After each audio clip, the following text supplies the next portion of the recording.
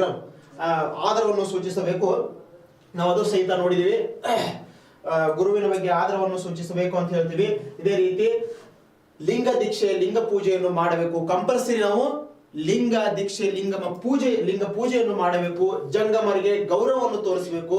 ಹಣೆಗೆ ವಿಭೂತಿಯನ್ನು ಧರಿಸಬೇಕು ಅಂತ ಹೇಳ್ತೀವಿ. ಅದೇ ರೀತಿ ನೋಡ್ರಿ ಪಾದೋದಕಗಳನ್ನು ಸ್ವೀಕರಿಸಬೇಕು ಅಂತ ಹೇಳ್ತೀವಿ. ಪಾದೋದಕಗಳನ್ನು ಸ್ವೀಕರಿಸಬೇಕು. ದೇವರಲ್ಲಿ ನೈಜವಾದ ಅಂದ್ರೆ ದೇವರಿಗೆ ನೈವೇದ್ಯವನ್ನು ತೋರಿಸಬೇಕು. ಅಂದ್ರೆ ನಾವು ತಿನ್ನುತ್ತಿರುವ ಆಹಾರದಲ್ಲಿ ಒಂದು ಪಾಲು ದೇವರಿಗೆ ತೆಗೆದಿಡಬೇಕು ಅಂತ ಹೇಳ್ತಾರೆ. ಅದೇ ರೀತಿ ನಾವೇನಂತೇಳಿ ದೇವರಿಗೆ ನೈವೇದ್ಯವನ್ನು ತೋರಿಸಬೇಕು. ಅಂದ್ರೆ ನಾವು ಅನ್ನವನ್ನು ಬ್ರಹ್ಮನ ರೂಪದಲ್ಲಿ ನೋಡ್ತೀವಿ. ಅದೇ ರೀತಿ ನಮಃ ಶಿವಾಯ ಎಂಬ ಪಂಚಾಕ್ಷರ ಮಂತ್ರ ಅಂತ ಹೇಳ್ತೀವಲ್ಲ, ಈ ಪಂಚಾಕ್ಷರ ಮಂತ್ರವನ್ನು ನಾವು ಜಪಿಸಬೇಕು ಅಂತ ಹೇಳ್ತಾರೆ. ಇವರು ಶೈವ ವಿಚಾರಧಾರೆಗಳನ್ನು ಜನರಲ್ಲಿ ಮೂಡಿಸ್ತಾರೆ. ಶಿವನ ಲಿಂಗವನ್ನು ಪೂಜಿಸುವುದರ ಮುಖಾಂತರ, ಲಿಂಗದ ದೀಕ್ಷೆಯನ್ನು ಪಡೆದು ಲಿಂಗವನ್ನು ಪೂಜಿಸುವುದರ ಮುಖಾಂತರ ನೀವು ಮುಕ್ತಿಯನ್ನು ಸಾಧಿಸಬಹುದು ಅಂತ ಹೇಳ್ತಾರೆ. ಅದೇ ರೀತಿ ಮುಂದಿನ ವಿಚಾರಗಳು ಅಂತ ನೋಡಿದಾಗ ಈ ನಾನು ಹೇಳಿದಲ್ಲ, ಮುಕ್ತಿ ಸಾಧನೆಗೆ ಭಕ್ತಿ ಮಾರ್ಗವೇ ಒಂದು ಮುಖ್ಯವಾದ ದಾರಿ ಅಂತ ಹೇಳ್ತಾರೆ. ಭಕ್ತಿ ಮಾರ್ಗವೇ ಸುಲಭವಾದ ದಾರಿ ಅಂತ ಹೇಳ್ತಾರೆ. ಇವರನ್ನು ನಾವು ಏನಂತ ಕರಿತೀವಪ್ಪ ಅಂದ್ರೆ, ಈ ಭಕ್ತಿ ಮಾರ್ಗವನ್ನು ಪ್ರತಿಪಾದಿಸಿದಕ್ಕಾಗಿ ಭಕ್ತಿ ಭಂಡಾರಿ ಬಸವಣ್ಣ ಅಂತ ಕರಿತೀವಿ. ಏನು ಭಕ್ತಿ ಭಂಡಾರಿ ಬಸವಣ್ಣ ಅಂತ ಕರಿತೀವಿ. ಬಸವೇಶ್ವರರು ವಚನಗಳ ಮೂಲಕ ಏನ್ ಮಾಡ್ತಾರಪ್ಪ ಅಂದ್ರೆ, ಸಮಾಜದಲ್ಲಿರುವಂತಹ ಮೂಢನಂಬಿಕೆ, ಈ ಮೂಢನಂಬಿಕೆಗಳನ್ನು ಓಡಿಸಲು, ಅಂದ್ರೆ ಮೂಢನಂಬಿಕೆಗಳನ್ನು ಹೊರಹಾಕಲು ವಚನಗಳ ಮೂಲಕ ಜನರಿಗೆ ಹೇಳ್ತಾರೆ. ಅದೇ ರೀತಿ ಇವರು ಏನ್ ಮಾಡ್ತಾರಪ್ಪ ಅಂದ್ರೆ, ಈ ಎಲ್ಲಾ ವಚನಕಾರರು ಮತ್ತು ಆ ಕಾಲದ ಆ ಸಮಯದ ತಜ್ಞರನ್ನು ಮತ್ತು ಆ ಸಮಯದ ಸಮಾಜ ಸುಧಾರಕರನ್ನು ಒಂದು ಕಡೆಗೆ ತೆಗೆದುಕೊಂಡು ಅವರೊಂದಿಗೆ ಚರ್ಚೆಯನ್ನು ಮಾಡುವುದು. ಸಂಸತ್ತಿನ ವ್ಯವಸ್ಥೆ ಅಂದ್ರೆ ನಾವೇನೀಗ ರೌಂಡ್ ಟೇಬಲ್ ಕಾನ್ಫರೆನ್ಸ್ ಅಂತ ಓದ್ತೀವಿ, ಸಂಸತ್ ವ್ಯವಸ್ಥೆ ಅಂತ ಓದ್ತೀವಿ. ಅದೇ ರೀತಿ ಸಮಾಜದ ಬದಲಾವಣೆಯ ಬಗ್ಗೆ, ಈ ಭಾರತೀಯ ಸಮಾಜದ ಬದಲಾವಣೆಯ ಬಗ್ಗೆ ಮತ್ತು ಹಿಂದೂ ಧರ್ಮದ ವಿಚಾರಧಾರೆಗಳ ಬಗ್ಗೆ ಅಧ್ಯಯನ ಮಾಡಲು, ಆ ಬದಲಾವಣೆಗಳ ಬಗ್ಗೆ ಅಧ್ಯಯನ ಮಾಡಲು ಒಂದು ಮಂಟಪವನ್ನು ಸ್ಥಾಪನೆ ಮಾಡ್ತಾರೆ. ಅದಕ್ಕೆ ಏನು ಹೆಸರು ಕೊಡ್ತಾರಪ್ಪ ಅಂದ್ರೆ, ಅನುಭವ ಮಂಟಪ ಅಂತ ಹೆಸರು ಕೊಡ್ತಾರೆ. ಏನಂತ? ಅನುಭವ ಮಂಟಪ ಅಂತ ಸ್ಥಾಪನೆ ಮಾಡಿ ಹೆಸರು ಕೊಡ್ತಾರೆ. ಇದು ಕಲ್ಯಾಣದಲ್ಲಿ ಸ್ಥಾಪನೆ ಮಾಡ್ತಾರೆ. ಎಲ್ಲಿ? ಇವತ್ತಿನ ಬೀದರ್ ಜಿಲ್ಲೆಯಲ್ಲಿ ಬರುವಂತಹ ಬಸವ ಕಲ್ಯಾಣ ಅಂತ ಹೇಳ್ತೀವಿ. ಅಲ್ಲಿ ಸುಂದರವಾದಂತಹ ಒಂದು ಮೂರ್ತಿಯನ್ನು ಪ್ರತಿಷ್ಠಾಪನೆ ಮಾಡಿದ್ದಾರೆ. ಬಸವೇಶ್ವರರ ಸುಂದರವಾದಂತಹ ಒಂದು ಮೂರ್ತಿಯನ್ನು ಪ್ರತಿಷ್ಠಾಪನೆ ಮಾಡಿದ್ದಾರೆ. ಆ ಪ್ರದೇಶದಲ್ಲಿ ಒಂದು ಮಂಟಪ, ಅನುಭವ ಮಂಟಪ ಅಂತ ಹೆಸರು ಕೊಟ್ಟು ಈ ಅನುಭವ ಮಂಟಪವನ್ನು ಸ್ಥಾಪನೆ ಮಾಡ್ತಾರೆ. ಈ ಅನುಭವ ಮಂಟಪದಲ್ಲಿ ಧರ್ಮದ ಏರಿಳಿತಗಳು, ಧರ್ಮದ ನಂಬಿಕೆಗಳ ಬಗ್ಗೆ ಚರ್ಚೆಯನ್ನು ಮಾಡಿ ಈ ಸಮಾಜದಲ್ಲಿ ಈ ಜನರ ವಿಚಾರಧಾರೆಗಳಲ್ಲಿ ಬದಲಾವಣೆ ತರುವಂತಹ ಒಂದು ಸಂಸತ್ ವ್ಯವಸ್ಥೆ ಅಂತ ಹೇಳ್ತೀವಿ, ಒಂದು ಚರ್ಚಾಕೂಟ, ಒಂದು ಪರಿಷತ್ತನ್ನು ನಿರ್ಮಾಣ ಮಾಡ್ತಾರೆ. ಅಲ್ಲಿ ಭರತ ಖಂಡದ ಎಲ್ಲಾ ತಜ್ಞರು, ಎಲ್ಲಾ ವಚನಕಾರರು ಒಂದ್ ಕಡೆಗೆ ಸೇರ್ತಾರೆ. ಎಲ್ಲಾ ಸಾಹಿತಿಗಳು, ಹಿಂದೂ ಧರ್ಮದ ಶ್ರೇಷ್ಠರು ಎಲ್ಲರೂ ಒಂದ್ ಕಡೆ ಸೇರಿ ಚರ್ಚೆಯನ್ನು ಮಾಡ್ತಿರ್ತಾರ ಅಂತ ಹೇಳ್ತೀವಿ. ಅದಕ್ಕೆ ಅಧ್ಯಕ್ಷರಾಗಿ, ಅಂದ್ರೆ ಆ ಅನುಭವ ಮಂಟಪದ ಅಧ್ಯಕ್ಷರಾಗಿ ಅಲ್ಲಮ ಪ್ರಭುಗಳನ್ನು ಆಯ್ಕೆ ಮಾಡ್ತಾರೆ. ಯಾರನ್ನು? ಅಲ್ಲಮ ಪ್ರಭುಗಳನ್ನು ಆಯ್ಕೆ ಮಾಡ್ತಾರೆ. ಈ ಭವ್ಯವಾದಂತಹ ಚರ್ಚಾಕೂಟಕ್ಕೆ ಈ ಸಭೆಗೆ ಸೇರುವಂತಹ ಪ್ರಮುಖರು ಅಂತ ಕೆಲವೊಂದಿಷ್ಟು ಪ್ರಮುಖರು ನಾವು ನೋಡಿದಾಗ ಚನ್ನಬಸವಣ್ಣ ಅಂತ ಹೇಳ್ತೀವಿ, ಸಿದ್ದರಾಮೇಶ್ವರ ಅವರ ಬಗ್ಗೆ ಹೇಳ್ತೀವಿ. ಚನ್ನಬಸವಣ್ಣ, ಸಿದ್ದರಾಮೇಶ್ವರ ಮತ್ತು ಮಾದರ ದವಳಯ್ಯ ಅಂತ ಹೇಳ್ತೀವಿ, ಮಡಿವಾಳ ಮಾಚಯ್ಯ ಅಂತ ಹೇಳ್ತೀವಿ, ಅಂಬಿಗರ ಚೋಡಯ್ಯ ಅಂತ ಹೇಳ್ತೀವಿ ಮತ್ತು ಮುಕ್ತಾಯಕ ಅಂತ ಹೇಳ್ತೀವಿ. ಈ ರೀತಿ ಅನೇಕರು ಬರ್ತಾರೆ. ಸ್ತ್ರೀಯರು ಅಂತ ನೋಡಿದಾಗ ನಾವು ಅಕ್ಕ ಮಹಾದೇವಿಯ ಬಗ್ಗೆ ನೋಡ್ತೀವಿ, ನಾಗಲಾಂಬಿಕೆಯ ಬಗ್ಗೆ ನೋಡ್ತೀವಿ. ಈ ರೀತಿ ಅನೇಕರು ಭರತಖಂಡದ ಕನ್ಯಾಕುಮಾರಿಯಿಂದ ಹಿಡ್ಕೊಂಡು ಕಾಶ್ಮೀರವರೆಗೆ ಮತ್ತು ಗುಜರಾತ್ ಹಿಡ್ಕೊಂಡು ಈ ಕಾಮರೂಪದವರೆಗೆ ಸೇರುವಂತ ಎಲ್ಲ ವಚನಕಾರರು ಮತ್ತು ಸಮಾಜ ಸುಧಾರಕರು ಒಂದು ಕಡೆಗೆ ಸೇರಿ ಚರ್ಚಾಕೂಟವನ್ನು ಮಾಡ್ತಾರೆ. ಅಂದ್ರೆ ನಾವು 12ನೇ ಶತಮಾನದಲ್ಲಿ ಸಮಾಜ ಸುಧಾರಣೆಯ ಬೀಜನ್ನು ಭರತಖಂಡದಲ್ಲಿ ಈ ಕರ್ನಾಡಿನಲ್ಲಿ ಬಿತ್ತಿದ್ರು ಅಂತ ಗೊತ್ತಾಗತ್ತ. ಅಷ್ಟೇ ಅಲ್ಲ, ಈ ಭರತಖಂಡದಲ್ಲಿ ಮೌಢ್ಯ ವಿಚಾರಗಳನ್ನು ಹೋಗಲಾಡಿಸುವುದು, ಧರ್ಮದ ಶುದ್ಧೀಕರಣದ ಚರ್ಚೆ ಆಲ್ರೆಡಿ ಈ ನಮ್ಮ ಭರತಖಂಡದಲ್ಲಿ ನಡೆದು ಹೋಗಿದೆ. ನಾವು ಇವರನ್ನು ಭಾರತದ ಮಾರ್ಟಿನ್ ಲೂಥರ್, ಕರ್ನಾಟಕದ ಮಾರ್ಟಿನ್ ಲೂಥರ್ ಅಂತ ಕರಿತೀವಿ. ಯಾಕಪ್ಪ ಅಂದ್ರೆ ಈ ಸಮಾಜ ಸುಧಾರಣೆಯಲ್ಲಿ ಅವರು ಮಾಡಿರುವಂತಹ 15ನೇ 16ನೇ ಶತಮಾನದಲ್ಲಿ ಮಾಡಿರುವಂತಹ ಪರಿಶ್ರಮ ಅದು ನಮ್ಮ ಭರತ ಖಂಡದಲ್ಲಿ 12 ಮತ್ತು 13ನೇ ಸಮಯದಲ್ಲಿ ನಡೆದು ಹೋಗಿದೆ. 12 ಮತ್ತು 13ನೇ ಕಾಲಘಟ್ಟದಲ್ಲಿ ಶತಮಾನದಲ್ಲಿ ನಡೆದು ಹೋಗಿದೆ ಅಂತ ನಾವು ಹೇಳ್ತೀವಿ. ಅವರು ಇನ್ನೂ ಅಂದ್ರೆ 12 ಮತ್ತು 11ನೇ ಶತಮಾನದಲ್ಲಿ ಯುರೋಪಿಯನರು ಇನ್ನು ಮಂಗನಾಗಿ ಗಿಡದ ಮೇಲೆ ಈ ಟೊಂಗೆಯಿಂದ ಆ ಟೊಂಗೆಗೆ ಜಿಗಿಯುವಂತ ಸಂದರ್ಭದಲ್ಲಿ ಈ ಭರತ ಖಂಡದಲ್ಲಿ ಜ್ಞಾನಿಗಳು ಹುಟ್ಟಿದ್ರು ಮತ್ತು ಜ್ಞಾನಾರ್ಜನೆಯನ್ನು ಭರತ ಖಂಡದ ಜನರಿಗೆ ಕೊಡುತ್ತಿದ್ರು ಅಂತ ಹೇಳಿ ನಮಗೆ ಗೊತ್ತಾಗುತ್ತೆ. ಅದೇ ರೀತಿ ಬಸವೇಶ್ವರನನ್ನು ಹೇಳಿದೆ, ಅವರನ್ನು ಜಗಜ್ಯೋತಿ ಬಸವಣ್ಣ ಅಂತ ಹೇಳ್ತಾರೆ, ಭಕ್ತಿ ಭಂಡಾರಿ ಬಸವಣ್ಣ ಅಂತ ಹೇಳ್ತಾರೆ, ಕರ್ನಾಟಕದ ಮಾರ್ಟಿನ್ ಲೂಥರ್ ಅಂತ ಹೇಳ್ತಾರೆ. ಇವರು ತನ್ನ ವಿಚಾರಧಾರೆಗಳನ್ನು ವಚನಗಳ ಮೂಲಕ ಜನರಿಗೆ ತಿಳಿಸಿ ಹೇಳ್ತಾರೆ. ಇವರು ಬರೆದಿರುವಂತಹ ಒಟ್ಟು ವಚನಗಳ ಸಂಖ್ಯೆ 5,000 ಅಂತ ಹೇಳ್ತಾರೆ. 5,000ಕ್ಕೂ ಹೆಚ್ಚು ವಚನಗಳು ಅಂತ ಹೇಳ್ತಾರೆ. ವಚನ ಸಾಹಿತ್ಯದ ಅಂದ್ರೆ ಈ ವಚನಧಾರೆಗಳನ್ನು ಅವರು ಬರೆದಿರುವಂತಹ ವಚನಗಳನ್ನು ಬೆಳಕಿಗೆ ತಂದಂತಹ ವ್ಯಕ್ತಿ ಹೆಸರು ಅಂತ ಹೇಳಿದಾಗ ನಾವು ಪಗು ಹಳಕಟ್ಟಿ ಅಂತ ಹೇಳ್ತೀವಿ. ಬಸವೇಶ್ವರರಾಗಿರ್ಬೋದು, ಇವರು ವಚನಗಳನ್ನು ಬೆಳಕಿಗೆ ತಂದವರು ಯಾರಪ್ಪ ಅಂತ ಹೇಳಿದ್ರೆ ಪಗು ಹಳಕಟ್ಟಿ ಅಂತ ಹೇಳ್ತೀವಿ. ಯಾವುದು? ಪಗು ಹಳಕಟ್ಟಿ ಅಂತ ಹೇಳ್ತೀವಿ. ಫಕೀರಪ್ಪ ಹಳಕಟ್ಟಿ ಅಂತ ಹೇಳ್ತೀವಿ. ಇವರಿಗೆ ಡಾಕ್ಟರೇಟ್ ಸನ್ಮಾನವು ನಮ್ಮ ಕರ್ನಾಟಕ ವಿಶ್ವವಿದ್ಯಾನಿಲಯದವರು ಕೊಡ್ತಾರೆ. ಆ ಸಮಯದಲ್ಲಿ ಒಂದು ಸಣ್ಣ ಇನ್ಸಿಡೆಂಟ್, ಒಬ್ಬ ಸಾಹಿತಿ, ಆ ಕಾಲದ ಒಬ್ಬ ಪ್ರೊಫೆಸರ್ ಒಂದು ಸಣ್ಣ ಇನ್ಸಿಡೆಂಟ್ ಒಂದು ವಿಡಿಯೋ ಮುಖಾಂತರ ನಮಗೆಲ್ಲ ವಾಟ್ಸಾಪ್ಗೆ ಬಂದಿತ್ತು, ನಾವು ನೋಡ್ಬೋದು. ಈ ಪಗು ಹಳಕಟ್ಟಿಯವರು ಮಾಡಿರುವಂತಹ ಯೋಗದಾನ, ಈ ಪಗು ಹಳಕಟ್ಟಿಯವರು ನಮ್ಮ ವಚನ ಸಾಹಿತ್ಯಕ್ಕೆ ಕೊಟ್ಟಿರುವಂತಹ ಒಂದು ಅವರ ಕೊಡುಗೆ ಅಂತ ನೋಡಿದಾಗ ಆ ಕೊಡುಗೆಯನ್ನು ನೆಚ್ಚಿ ಕರ್ನಾಟಕ ಸರ್ಕಾರ ಮತ್ತು ಧಾರವಾಡ ವಿಶ್ವವಿದ್ಯಾಲಯ, ಕರ್ನಾಟಕ ಯೂನಿವರ್ಸಿಟಿ ಧಾರವಾಡ ಏನ್ ಮಾಡತ್ತಪ್ಪ ಅಂದ್ರೆ ಅವ್ರನ್ನ ಡಾಕ್ಟರೇಟ್ ಪದವಿಯಿಂದ ಸನ್ಮಾನಿಸುತ್ತೆ. ಅಂದ್ರೆ ಪಾವಟೆ ಅವರು ಇದ್ದ ಸಮಯದಲ್ಲಿ, ಅಂದ್ರೆ ಈ ನಮ್ಮ ಮೊದಲ ನಮ್ಮ ಯೂನಿವರ್ಸಿಟಿಯ ಅಂದ್ರೆ ವಿಶ್ವವಿದ್ಯಾಲಯದ ಮೊದಲ ಕುಲಪತಿಯಾಗಿರುವಂತಹ ವೈಸ್ ಚಾನ್ಸಲರ್ ಆಗಿರುವಂತಹ ಪಾವಟೆ ಅವರ ಸಂದರ್ಭದಲ್ಲಿ ಒಮ್ಮೆ ಒಂದೇ ಸ್ಟೇಜ್ ನಲ್ಲಿ ಮಾಸ್ತಿಯವರಿಗೆ ಆಗಿರಬಹುದು ಮತ್ತು ಪಗು ಹಳಕಟ್ಟಿ ಅವರಿಗೆ ಅಲ್ಲಿ ಡಾಕ್ಟರೇಟ್ ಸನ್ಮಾನವನ್ನು ಕೊಡ್ತಾರೆ.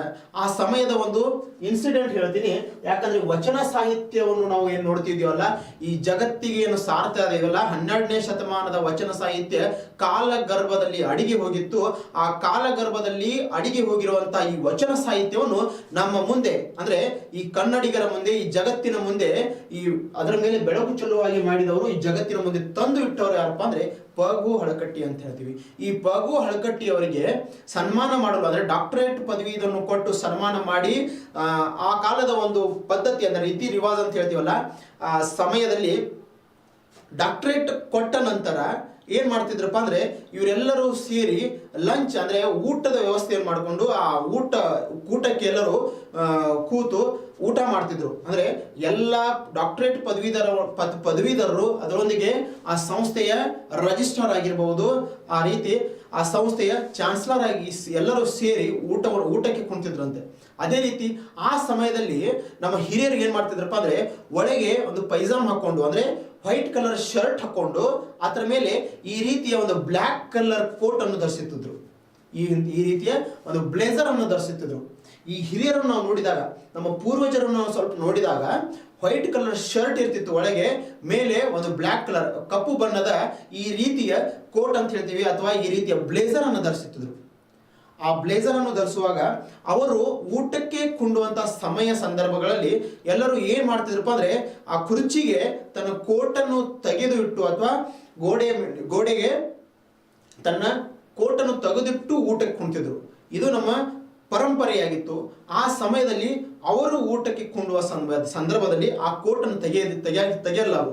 ಯಾಕಂದ್ರೆ ಅವರ ಪರಿಶ್ರಮ ಅಂತ ನಾವು ನೋಡಿದಾಗ, ಅವರ ಬಡತನ ನಾವು ನೋಡಿದಾಗ ಅವರು ಹಣ ಗಳಿಸುವುದರ ಬೆನ್ನ ಹತ್ತಲ್ಲ.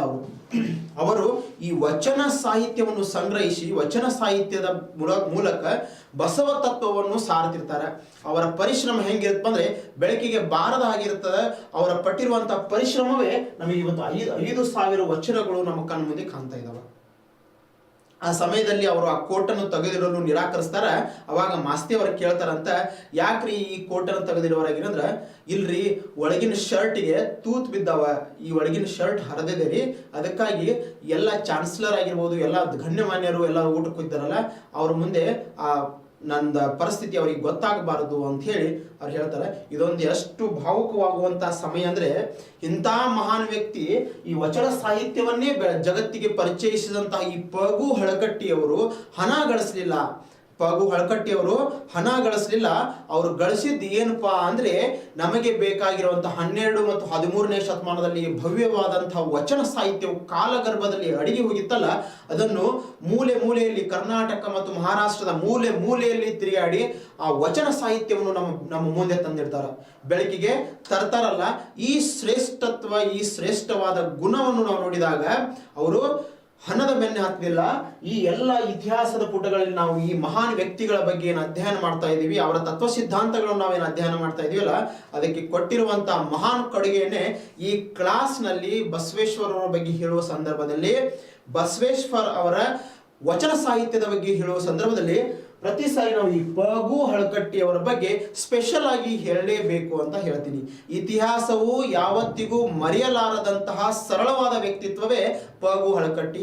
ಇತಿಹಾಸವು ಯಾವತ್ತಿಗೂ ಅಂದ್ರೆ ಎಂದೂ ಸಹಿತ ಈ ವ್ಯಕ್ತಿಯನ್ನು ಮರೆಯಕೂಡದು, ಮರೆಯಲಾರದು. ಯಾಕಂದ್ರೆ ಎಲ್ಲಿವರೆಗೆ ವಚನ ಸಾಹಿತ್ಯವು ಈ ಭೂಮಿಯ ಮೇಲೆ ಇರುತ್ತೆ, ಅಲ್ಲಿವರೆಗೆ ಪಗು ಹಳಕಟ್ಟಿ ಅವರ ಹೆಸರು ಅದರೊಂದಿಗೆ ಇರುತ್ತೆ ಅಂತ ನಾನು ಹೇಳ್ತೀನಿ.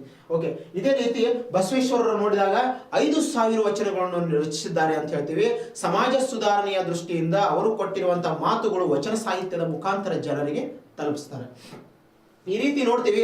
ಇವರ ನಂತರ ಅಂದ್ರೆ ಇದರೊಂದಿಗೆ ಈಗೇನಿದು ವಚನ ಸಾಹಿತ್ಯ ನೋಡಿದೀವಿ ಮತ್ತು ಈ ತತ್ವಗಳ ಬಗ್ಗೆ ನೋಡಿದೀವಿ. ಇದೇ ರೀತಿ 6ನೇ ಶತಮಾನದಲ್ಲಿ ಕರ್ನಾಟಕದ, ಮಹಾರಾಷ್ಟ್ರದ ಈ ದಕ್ಷಿಣ ಭೂಭಾಗದ ಈ ಪ್ರದೇಶದಲ್ಲಿ 6ನೇ ಶತಮಾನದಲ್ಲಿಯೇ ಸಮಾಜ ಸುಧಾರಣೆಗೆ ದಾಸ ಸಾಹಿತ್ಯ ಕೊಟ್ಟಿರುವಂತಹ ಶ್ರೇಷ್ಠವಾದ ಕೊಡುಗೆಯನ್ನು ನಾವು ಸಹಿತ ನೋಡೋಣ. ನೋಡ್ರಿ, ಇಲ್ಲಿ 6ನೇ ಶತಮಾನದ ಅವಧಿಯ ಸಂದರ್ಭದಲ್ಲಿ, 6ನೇ ಶತಮಾನದ ಅವಧಿಯ ಸಂದರ್ಭದಲ್ಲಿ ಸಂತರು ಮತ್ತು ಯೋಗಿಗಳು ಅಂತ ಹೇಳ್ತೀವಿ ಕರ್ನಾಟಕದ ಸಂಸ್ಕೃತಿಯನ್ನು ಉತ್ತುಂಗಕ್ಕೆ ಒಯ್ತಾರೆ ಅಂತ ಹೇಳ್ತೀವಿ. ಕರ್ನಾಟಕ ಸಾಹಿತ್ಯ, ಕರ್ನಾಟಕ ಸಂಗೀತವನ್ನು ಈ ಭರತ ಖಂಡಕ್ಕೆ, ಈ ಜಗತ್ತಿಗೆ ಪರಿಚಯಿಸ್ತಾರೆ. ಎದರ ಮುಖಾಂತರ ಅಂದ್ರೆ ದಾಸ ಚಳುವಳಿಯ ಮುಖಾಂತರ ಅಂತ ಹೇಳ್ತೀವಿ. ಅಂದ್ರೆ ನಾವು ದಾಸರ ಬಗ್ಗೆ ಅಧ್ಯಯನ ಮಾಡ್ತೀವಿ. ಅವರು ಕೊಟ್ಟಿರುವಂತಹ ಹಿಂದೂ ಧರ್ಮಕ್ಕೆ, ಹಿಂದೂ ತತ್ವ ಸಿದ್ಧಾಂತಕ್ಕೆ ಮತ್ತು ಈ ಭರತ ಖಂಡಕ್ಕೆ ಕೊಟ್ಟಿರುವಂತಹ ಈ ಕೊಡುಗೆಗಳೇ ಶ್ರೇಷ್ಠವಾದ ಕೊಡುಗೆಗಳೇ ಅಂತ ಹೇಳ್ತೀವಿ ನಾವು. ಅಲ್ಲಿ ಈ ರೀತಿ ನೋಡಿದಾಗ ಅದರಲ್ಲಿಯೇ ಸ್ಪೆಷಲ್ ಆಗಿ ಕರ್ನಾಟಕದ ಸಂಸ್ಕಾರಗಳು, ಕರ್ನಾಟಕದ ತತ್ವ ಕಲೆಗಳನ್ನು ರೂಪಿಸಿ ಜನರ ಮುಂದೆ ಇಡ್ತಾರ ಅನ್ನೋದು ನಮಗೆ ಗೊತ್ತಾಗುತ್ತೆ. ಅದೇ ರೀತಿ ಹರಿದಾಸರು ಅಂದ್ರೆ ಯಾರಪ್ಪ ಅಂತ ನಾವು ನೋಡಿದಾಗ ಶ್ರೀಹರಿಯ ಭಕ್ತರು ಅಂತ ಹೇಳ್ತೀವಿ, ಶ್ರೀಹರಿಯ ಸೇವಕರು ಅಂತ ಹೇಳ್ತೀವಿ. ಶ್ರೀಹರಿ ಅಂದ್ರೆ ಯಾರಪ್ಪ ಅಂತ ಹೇಳಿದಾಗ ಹರ ಮತ್ತು ಹರಿ ಅಂತ ನಾವು ನೋಡಿದಾಗ, ನಾವು ಹರಿ ಅಂತ ನೋಡಿದ ತಕ್ಷಣ ವಿಷ್ಣುವನ್ನು ಪೂಜನೆ ಮಾಡ್ತೀವಿ, ಹರ ಅಂದ ತಕ್ಷಣ ಶಿವನನ್ನು ಪೂಜನೆ ಮಾಡ್ತೀವಿ. ಶೈವ ಪಂಥೀಯ ಮತ್ತು ವೈಷ್ಣವ ಪಂಥೀಯ ಅಂತ ಹೇಳ್ತೀವಲ್ಲ, ಈ ವೈಷ್ಣವ ಪಂಥೀಯರ ಗುಂಪೆ ಈ ಶ್ರೀಹರಿಯ ಸೇವಕರು ಅಂತ ಹೇಳ್ತೀವಿ. ಈ ಶ್ರೀಹರಿಯ ಸೇವಕರೇ ಈ ದಾಸ ಚಳುವಳಿಗೆ ಬೆಂಬಲವನ್ನು ಸೂಚಿಸ್ತಾರೆ, ಈ ದಾಸ ಚಳುವಳಿಯನ್ನು ಹುಟ್ಟು ಹಾಕ್ತಾರೆ ಅಂತ ನಮಗೆ ಗೊತ್ತಾಗುತ್ತೆ. ಅದೇ ರೀತಿ ಈ ದಾಸ ಚಳುವಳಿಯ ಪ್ರಮುಖರು ಅಂತ ನಾವು ನೋಡಿದಾಗ, ದಾಸ ಚಳುವಳಿಯ ಪ್ರಮುಖರು ಅಂತ ನೋಡಿದಾಗ 1, 2, 3 ಹೆಸರುಗಳು ಮಾತ್ರ ನಮಗೆ ಗೊತ್ತಿದಾವೆ. ಬಟ್ ಇಲ್ಲಿ ಹೆಂಗಿದೆಯಪ್ಪ ಅಂದ್ರೆ, ಇಲ್ಲಿರುವಂತಹ ಹೆಸರುಗಳನ್ನು ನೋಡಿದಾಗ ನೋಡ್ರಿ, ನರಹರಿ ತೀರ್ಥರು, ವ್ಯಾಸ ತೀರ್ಥರು, ವಾದಿರಾಜ ತೀರ್ಥರು ಅಂತ ನೋಡ್ತೀವಿ. ನರಹರಿ ತೀರ್ಥರು, ವ್ಯಾಸ ತೀರ್ಥರು, ವಾದಿರಾಜ ತೀರ್ಥರು ಅಂತ ನೋಡ್ತೀವಿ. ಪುರಂದರದಾಸರು, ಕನಕದಾಸರು, ಈ ಕಾಮನ್ ಆಗಿ ಇಷ್ಟೇ ನಮ್ಗೆ ಗೊತ್ತಿದ್ದು. ವಿಜಯದಾಸರು, ಜಗನ್ನಾಥದಾಸರು, ಪುರಂದರದಾಸರು, ಕನಕದಾಸರು ಮತ್ತು ವಿಜಯದಾಸರು ಮತ್ತು ಜಗನ್ನಾಥದಾಸರು ಅಂತ ಹೇಳ್ತೀವಿ. ಅದೇ ರೀತಿ ಇಲ್ಲಿ ನೋಡ್ರಿ, ನರಹರಿ ತೀರ್ಥರು ಸಹಿತ ಈ ದಾಸ ಸಾಹಿತ್ಯಕ್ಕೆ ಕೊಟ್ಟಿರುವಂತಹ ಕೊಡುಗೆ ಶ್ರೇಷ್ಠವಾಗಿದೆ. ಅಲ್ಲಿಂದ ವ್ಯಾಸ ತೀರ್ಥರು ಮತ್ತು ವಾದಿರಾಜ ತೀರ್ಥರು ಸಹಿತ ಈ ನಮ್ಮ ವಚನ ಸಾಹಿತ್ಯ ಇದು ದಾಸ ಸಾಹಿತ್ಯಕ್ಕೆ ಶ್ರೇಷ್ಠವಾದ ಕೊಡುಗೆಯನ್ನು ನೀಡಿದ್ದಾರೆ ಅಂತ ನೋಡ್ತೀವಿ. ಅದೇ ರೀತಿ ಈ ಹರಿದಾಸ ಚಳುವಳಿಯ ಮೂಲತಃ 9ನೇ ಶತಮಾನದಲ್ಲಿ ಪ್ರಾರಂಭವಾಗುತ್ತೆ ಅಂತ ಹೇಳ್ತಾರೆ. 6ನೇ ಶತಮಾನದಲ್ಲಿ ಹುಟ್ಟು ಹಾಕಿದ್ದಂತ ಇದು ಸುಮಾರು 300 ವರ್ಷಗಳ ನಂತರ ಇದು 9ನೇ ಶತಮಾನದಲ್ಲಿ ವೇಗಗತಿಯನ್ನು ಪಡೆಯುತ್ತ ಅಂತ ಹೇಳ್ತಾರೆ. ಇದರ ವೇಗಗತಿಯೇ ಮುಂದೇನಾಗುತ್ತೆ, ವಚನ ಸಾಹಿತ್ಯಕ್ಕೆ ಬೆಂಬಲವನ್ನು ಕೊಡುತ್ತ ಅನ್ನೋದು ನಮಗೆ ಗೊತ್ತಾಗುತ್ತೆ. ಅದೇ ರೀತಿ ಹರಿದಾಸ ಚಳವಳಿಯ ಕರ್ನಾಟಕದಲ್ಲಿ ಸಂಗೀತವನ್ನು ಬೆಳವಣಿಗೆ ಮಾಡಿ ಹಿಂದೂಸ್ತಾನಿ ಸಂಗೀತದಿಂದ ಸ್ಪೆಷಲ್ ಆಗಿ ಬೇರ್ಪಡಿಸಿ, ಹಿಂದೂಸ್ತಾನಿ ಸಂಗೀತದಿಂದ ಬೇರ್ಪಡಿಸಿ ಒಂದು ಪ್ರತ್ಯೇಕವಾದ ಕರ್ನಾಟಕ ಶಾಸ್ತ್ರೀಯ ಸಂಗೀತವನ್ನು ಹುಟ್ಟುಹಾಕುತ್ತೆ. ಹಿಂದೂಸ್ತಾನಿ ಸಂಗೀತದಿಂದ ಬೇರ್ಪಡಿಸಿ ಇದನ್ನು ಕರ್ನಾಟಕ ಶಾಸ್ತ್ರೀಯ ಸಂಗೀತ ಅನ್ನು ಹುಟ್ಟುಹಾಕುತ್ತೆ ಅಂತ ಗೊತ್ತಾಗುತ್ತೆ. ಹರಿದಾಸ ಚಿಂತನೆ, ಹರಿದಾಸ ಚಳವಳಿ ಏನ್ ಮಾಡತ್ತಪ್ಪ ಅಂದ್ರೆ ಕರ್ನಾಟಕ ಸಾಹಿತ್ಯ, ಶಾಸ್ತ್ರೀಯ ಸಾಹಿತ್ಯದ ಹುಟ್ಟು ಹಾಕತ್ತ ಅನ್ನೋದು ನಮಗೆ ಗೊತ್ತಾಗುತ್ತೆ. ಇದರಿಂದಾಗಿ ಭಾರತೀಯ ಶಾಸ್ತ್ರೀಯ ಸಂಗೀತದಲ್ಲಿ ಒಂದು ನವಯುಗದ ಪ್ರಾರಂಭ ಆಗತ್ತ ಅಂತ ಹೇಳ್ತೀವಿ. ಏನು ನವಯುಗದ ಪ್ರಾರಂಭವಾಗತ್ತ ಅಂತ ಹೇಳ್ತೀವಿ. ಅಂದ್ರೆ ಶಾಸ್ತ್ರೀಯ ಸಂಗೀತಕ್ಕೆ, ಕರ್ನಾಟಕ ಶಾಸ್ತ್ರೀಯ ಸಂಗೀತದ ಕೊಡುಗೆಗಳು ಏನಾಗತ್ತೆ, ನವಯುಗಕ್ಕೆ ನಾಂದಿ ಹಾಡತ್ತೆ ಅಂತ ಹೇಳ್ತೀವಿ. ಅದೇ ರೀತಿ ಈ ಕರ್ನಾಟಕ ಶಾಸ್ತ್ರೀಯ ಸಂಗೀತದ ಅಂದ್ರೆ ಕರ್ನಾಟಕ ಸಂಗೀತದ ಪಿತಾಮಹ ಅಂತ ಹೇಳಿ ನಾವು ಯಾರನ್ನು ಕರಿತೀವಿಪ್ಪ ಅಂದ್ರೆ ನೋಡ್ರಿ ಪುರಂದರದಾಸರನ್ನು ಕರಿತೀವಿ ಅಂತ ಹೇಳ್ತೀವಿ. ಈ ರೀತಿ ಏನಾಗತ್ತಪ್ಪ ಅಂದ್ರೆ ಈ ದಾಸ ಸಾಹಿತ್ಯದಲ್ಲಿ ಬದಲಾವಣೆಗಳು ನೋಡ್ತೀವಿ. ಈ ದಾಸ ಸಾಹಿತ್ಯದ ಶ್ರೇಷ್ಠವಾದ ಕೊಡುಗೆಗಳನ್ನು ನೋಡ್ತೀವಿ. ಅದೇ ರೀತಿ ನಾನು ಹೇಳಿದೆ ಯಾರಪ್ಪ, ಪುರಂದರದಾಸರು ಅಂತ ಹೇಳಿದೆ. 1184ರಿಂದ 1200 ಬರಬೇಕಿದು 1264 ಅಂತ ಹೇಳ್ತೀವಿ. 1264 ಅಂತ ಹೇಳ್ತೀವಿ. ಈ ಕಾಲಘಟ್ಟದಲ್ಲಿ ಅವರು ಜೀವಿಸಿರ್ತಾರೆ. ಅದೇ ರೀತಿ ನಾವು ನೋಡಿದಾಗ ಇವರು ಪುರಂದರಗಢದಲ್ಲಿ ಹುಟ್ಟುತ್ತಾರೆ. ಎಲ್ಪ ಜನನ ಪುರಂದರಗಢದಲ್ಲಿ ಆಗತ್ತೆ. ಇವರು ಮೂಲತಃ ಶ್ರೀಮಂತ ಕುಲಕ್ಕೆ ಸೇರಿದ ಶ್ರೀನಿವಾಸ ನಾಯಕರು ಅಂತ ಹೇಳ್ತಾರೆ. ಅಂದ್ರೆ ಇವರ ಮೂಲ ಹೆಸರು ಶ್ರೀನಿವಾಸ ನಾಯಕ ಅಂತ ಹೇಳ್ತೀವಿ. ಅವರ ತಂದೆ ನೋಡಿದಾಗ ವರದಪ್ಪ ನಾಯಕ ಮತ್ತು ತಾಯಿ ಲಕ್ಷ್ಮೀದೇವಿ ಅಂತ ಹೇಳ್ತಾರೆ. ಮೂಲತಃ ಇವರು ವಜ್ರ ವ್ಯಾಪಾರಸ್ಥರು. ಅಂದ್ರೆ ಮೂಲತಃ ಇವರು ಶ್ರೀಮಂತ ಕುಟುಂಬದಿಂದ ಬಂದವರು ಅಂತ ಹೇಳ್ತೀವಿ. ವಜ್ರದ ವ್ಯಾಪಾರಿಗಳಾಗಿದ್ರು ಇವರು. ಅದರೊಂದಿಗೆ ಈತ ಶ್ರೀನಿವಾಸ ಶಾಸ್ತ್ರಿ ಅಥವಾ ಶ್ರೀನಿವಾಸ ನಾಯಕ ಅತ್ಯಂತ ಜಿಪುಣ ವ್ಯಕ್ತಿಯಾಗಿರ್ತಾನೆ. ಏನು ಅತ್ಯಂತ ಜಿಪುಣ ವ್ಯಕ್ತಿಯಾಗಿರ್ತಾನೆ. ಆಗರ್ಭ ಶ್ರೀಮಂತರಾಗಿದ್ರು ಸಹಿತ ಭಯಂಕರ ಜಿಪುಣವಾಗಿರ್ತಾನೆ. ಈತನ ಹೆಂಡತಿ ಹೆಸರು ಅಂತ ನಾವು ನೋಡಿದಾಗ ಸರಸ್ವತಿ ಅಂತ ಹೇಳ್ತೀವಿ.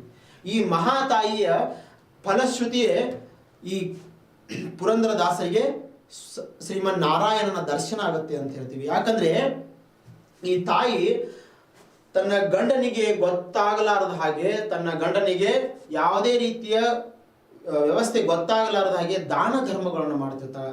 ನಾರಾಯಣನ ಭಕ್ತಿಯನ್ನು ಮಾಡ್ತಿರ್ತಾಳೆ. ಈ ನಾರಾಯಣನ ಭಕ್ತಿಗೆ ಆ ನಾರಾಯಣ ಒಲಿದು ಆ ಮಹಾಪುರುಷ ಅಂದ್ರೆ ಈ ಪುರಂದರದಾಸರಿಗೆ ಇದು ದೀಕ್ಷೆಯನ್ನು ಕೊಡ್ತಾನೆ, ಆ ಜ್ಞಾನಾರ್ಜನೆಯನ್ನು ಕೊಡ್ತಾನೆ. ಇವರೇ ಈ ಭರತಖಂಡದಲ್ಲಿ ಮತ್ತು ಈ ಕನ್ನಡದ ಭೂಭಾಗದಲ್ಲಿ ಈ ದಾಸ ಸಾಹಿತ್ಯ ಮತ್ತು ಕರ್ನಾಟಕ ಶಾಸ್ತ್ರೀಯ ಸಂಗೀತಕ್ಕೆ ನಾಂದಿ ಹಾಡ್ತಾರ ಅಂತ ಹೇಳ್ತೀವಿ. ಅದೇ ರೀತಿ ಇವರ ಅಂಕಿತ ನಾಮ ಅಂತ ನೋಡಿದಾಗ ಪುರಂದರ ವಿಠಲ ಅಂತ ಹೇಳ್ತಾರೆ. ಮೂಲತಃ ಇವರು ವಿಠಲ ಪಾಂಡುರಂಗನ ಪರಮ ಶಿಷ್ಯರಾಗ್ತಾರ, ಪರಮ ಭಕ್ತರಾಗಿರ್ತಾರ. ಹಿಂಗಾಗಿ ತನ್ನ ಅಂಕಿತ ನಾಮದಲ್ಲಿ ಪುರಂದರ ವಿಠಲ ಅಂತ ಹೆಸರು ಹಾಕೊಂಡಿದ್ದಾರೆ. ಏನಪ್ಪಾ ಪುರಂದರ ವಿಠಲ ಅಂತ ಹೆಸರು ಹಾಕೊಂಡಾರ. ಇವರು ಪಾಂಡುರಂಗ ಅಂದ್ರೆ ಪಂಡರ್ಪೂರಿನ ಪಾಂಡುರಂಗನ ಶಿಷ್ಯರಾಗಿರ್ತಾರ ಅಂತ ಗೊತ್ತಾಗುತ್ತೆ.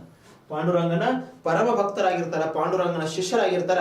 ಇವರ ಎಲ್ಲ ಕೀರ್ತನೆಗಳು ಸಂಪೂರ್ಣವಾಗಿ ಈ ಪಾಂಡುರಂಗನ ಮೇಲೇನೆ ಇದಾವ ಅಂತ ನಮ್ಗೆ ಗೊತ್ತಾಗುತ್ತೆ. 4,75,000 ಕೀರ್ತನೆಗಳನ್ನು ಇವರು ಬರೆದಿದ್ದಾರೆ. 4,75,000 ಕೀರ್ತನೆಗಳನ್ನು ಬರೆದಿದ್ದಾರೆ. ಇವೆಲ್ಲವೂ ವೈಷ್ಣವ ವಿಚಾರಧಾರಿಗಳು ಮತ್ತು ಶ್ರೀಮಂತ ಪಾಂಡುರಂಗನ ಮೇಲೆ ಬರೆದಿರುವಂತಹ ಕೀರ್ತನೆಗಳು ಅಂತ ಹೇಳ್ತೀವಿ. ಇದೇ ರೀತಿ ಇವರು ವ್ಯಾಸರಾಯರ ಶಿಷ್ಯರಾಗಿದ್ರು ಅಂತ ಹೇಳಿದ್ರು. ವ್ಯಾಸರಾಯರು ಶಿಷ್ಯ ಮತ್ತು ಅದೇ ರೀತಿ ವ್ಯಾಸರಾಯರು ಸಹಿತ ಇವರನ್ನು ಯಾವ ರೀತಿ ಗುಣಗಾನ ಮಾಡ್ತಾರೆ ಅಂದ್ರೆ ದಾಸರೆಂದರೆ ಪುರಂದರ ದಾಸರು ಅಂತ ಹೇಳ್ತಾರೆ. ಏನು ದಾಸರೆಂದರೆ ಪುರಂದರ ದಾಸರು ಅಂತ ವರ್ಣನೆ ಮಾಡ್ತಾರೆ. ಅದೇ ರೀತಿ ನಾನು ಹೇಳಿದಾಗೆ ಕರ್ನಾಟಕ ಶಾಸ್ತ್ರೀಯ ಸಂಗೀತದ ಹುಟ್ಟು ಹಾಕಿದವರು ಮತ್ತು ಕರ್ನಾಟಕ ಶಾಸ್ತ್ರೀಯ ಸಂಗೀತದ ಪಿತಾಮಹ ಅಂತ ಯಾರನ್ನು ಕರೀತಾರೆ, ಪುರಂದರ ದಾಸರನ್ನು ಕರೀತಾರೆ. ಇವರ ಬರೆದಿರುವಂತಹ ಎಲ್ಲ ಕೀರ್ತನೆಗಳು ಈ ಕರ್ನಾಟಕ ಶಾಸ್ತ್ರೀಯ ಸಂಗೀತಕ್ಕೆ ಶ್ರೇಷ್ಠವಾದ ಕೊಡುಗೆಯಾಗಿವೆ ಅಂತ ಹೇಳ್ತೀವಿ. ಈ ಕರ್ನಾಟಕ ಶಾಸ್ತ್ರೀಯ ಸಂಗೀತಕ್ಕೆ ಶ್ರೇಷ್ಠವಾದ ಕೊಡುಗೆ ಆಗಿವೆ ಅಂತ ಹೇಳ್ತೀವಿ. ಅದೇ ರೀತಿ ಮತ್ತೊಬ್ಬ ದಾಸ ಸಾಹಿತ್ಯದ ಮತ್ತೊಬ್ಬ ಶ್ರೇಷ್ಠ ವ್ಯಕ್ತಿ ಅಂತ ನೋಡಿದಾಗ, ಪುರಂದರದಾಸರ ನಂತರ ಮತ್ತೊಬ್ಬ ಶ್ರೇಷ್ಠ ವ್ಯಕ್ತಿ ಅಂತ ನಾವು ನೋಡಿದಾಗ ನಾವೇನ್ ಹೆಸರು ಹೇಳ್ತೀವಿ, ಕನಕದಾಸರು ಅಂತ ಹೇಳ್ತೀವಿ. ಯಾವುದು ಕನಕದಾಸರು ಅಂತ ಹೇಳ್ತೀವಿ. ಈ ಕನಕದಾಸರ ಜೀವಿತ ಕಾಲಾವಧಿ 509ರಿಂದ 607 ಅಂತ ಹೇಳ್ತೀವಿ. 509ರಿಂದ 607 ಅಂತ ಹೇಳ್ತೀವಿ. ಇವರು ಮೂಲತಃ ಬಾಡ್ ಗ್ರಾಮಕ್ಕೆ ಸೇರಿದವರು. ಅಂದ್ರೆ ಬಾಡ್ ಗ್ರಾಮೀಣವರು. ಹಾವೇರಿ ಜಿಲ್ಲೆಯ ಬಾಡ್ ಎಂಬ ಭೂಪ್ರದೇಶದಲ್ಲಿರುವಂತಹ ಬಾಡ್ ಗ್ರಾಮದಲ್ಲಿ ಹುಟ್ಟಿದವರು ಇವರು ಅಂತ ಗೊತ್ತಾಗುತ್ತೆ. ಮೂಲ ಹೆಸರು ತಿಮ್ಮಪ್ಪ ನಾಯಕ ಅಂತ ಹೇಳ್ತೀವಿ. ಇವರ ಮೂಲ ಹೆಸರು ತಿಮ್ಮಪ್ಪ ನಾಯಕ ಅಂತ ಇರ್ತದೆ. ತಂದೆ ಬೀರಪ್ಪ ನಾಯಕ, ತಾಯಿ ಬಾಚಮ್ಮ ಅಂತ ಹೇಳ್ತೀವಿ. ತಂದೆ ಬೀರಪ್ಪ ನಾಯಕ, ತಾಯಿ ಬಾಚಮ್ಮ ಅಂತ ಹೇಳ್ತೀವಿ. ಈ ಬೀರಪ್ಪ ನಾಯಕನ ಬಗ್ಗೆ ನಾವು ನೋಡಿದಾಗ ಈತ ಬಂಕಾಪುರ ಪ್ರಾಂತ್ಯದ ದಂಡನಾಯಕನಾಗಿ ಕೆಲಸ ಮಾಡ್ತಾನೆ. ಬಂಕಾಪುರ ಪ್ರಾಂತ್ಯದ ದಂಡನಾಯಕನಾಗಿ ಕೆಲಸ ಮಾಡ್ತಿರ್ತಾನೆ. ಮುಂದೆ ತಂದೆಯ ಮರಣಾನಂತರ ಈ ಪ್ರಾಂತ್ಯದ ದಂಡನಾಯಕನಾಗಿ ಯಾರಪ್ಪ ಮುಂದುವರಿತಾರ ಅಂದ್ರೆ ಈ ತಿಮ್ಮಪ್ಪ ನಾಯಕನೇ ಮುಂದುವರಿತಾನೆ ಅಂತ ನಮಗೆ ಗೊತ್ತಾಗುತ್ತೆ.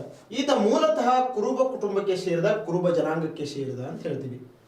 ಮೂಲತಃ ಕುರುಬ ಕುಲಕ್ಕೆ ಸೇರಿದವನು ಅನ್ನೋದು ನಮಗೆ ಗೊತ್ತಾಗುತ್ತೆ. ಅದೇ ರೀತಿ ಇವರ ಗುರುಗಳು ಅಂತ ನಾವು ನೋಡಿದಾಗ ಶ್ರೀನಿವಾಸಾಚಾರ್ಯರು ಅಂತ ನಮಗೆ ಗೊತ್ತಾಗುತ್ತೆ.